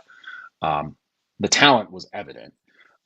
Didn't play a ton, didn't play as much as Dylan Raiola. So in some ways, like having read the full first novel of the Dylan Raiola story, it gets judged on that. Lagway, Moore, some of these other guys saying who are younger but of a similar pedigree in terms of recruiting rankings. You just get the one chapter preview, and you can kind of imagine whatever the rest of that book looks like there. I think that's the big factor. Hey, in scheduling, everybody's got a rival, so they'll usually get their rivalry game. And USC Notre Dame right now are in the discussion about, is that series going to continue? Do we make enough about, in college football where we love rivalries, that it seems like across the board with the way that schedules are adjusted with conferences that grow and grow and grow, the secondary rivalry has gone by the wayside because Nebraska and Wisconsin aren't going to play this year. And that seems kind of odd. It does. And I mean, I think like the issue is, in my mind, so many of those primary rivalries, Nebraska, Oklahoma, when the Big 12 began, have been kind of sacrificed or put on hold, at least for a little bit, that it's kind of tough to be like, oh, well, we also care about, beating this team. Like, for Oklahoma, got to keep Texas, so that's good, right? But it lost Oklahoma State. So it's just kind of been 20 plus years, well, more like 30 years of constantly seeing some of those things fall by the wayside. But as somebody who's been working through the schedule for a series of stories recently, like it is strange to be like, oh yeah, Nebraska doesn't play Wisconsin this year. And that's too bad. Like when they started in the Big Ten, that was the one more than Iowa that I thought, here's your rivalry. But Iowa has certainly developed into a pretty good one. Quick one before you get out, before we get out of here. Do you think it's harder now than it used to be to create a rivalry organically, and why so, if you think that? Yeah, it's probably a little bit harder, just because rivalries really start regionally, and that's part of the reason I think Nebraska's always been unique in that, Iowa was right there, sure, but they weren't in a conference, so those fan bases, like there wasn't a ton of mixing there. So I think as geography has kind of been exploded in college football, forming those new rivalries becomes a little bit more difficult, because it's not like, I'm an Alabama fan and I sneer at every Auburn fan I see at the grocery store. You just, you don't have that when Cal's in the ACC. Yeah. Hey, we appreciate it as always. Great stuff. Have a wonderful holiday weekend, and we'll talk to you next Wednesday. You too, guys. Thanks. That is Brandon Vogel from Counter Read. You can follow him on Twitter at Brandon L. Vogel. Even better, subscribe to counterread.com. Him and Aaron Sorensen do a great, great job. Yep. All right, crossover's coming up next. Connor is in Cincinnati. I think he has made it, but a special guest is co-hosting the middays. That's going to be fun.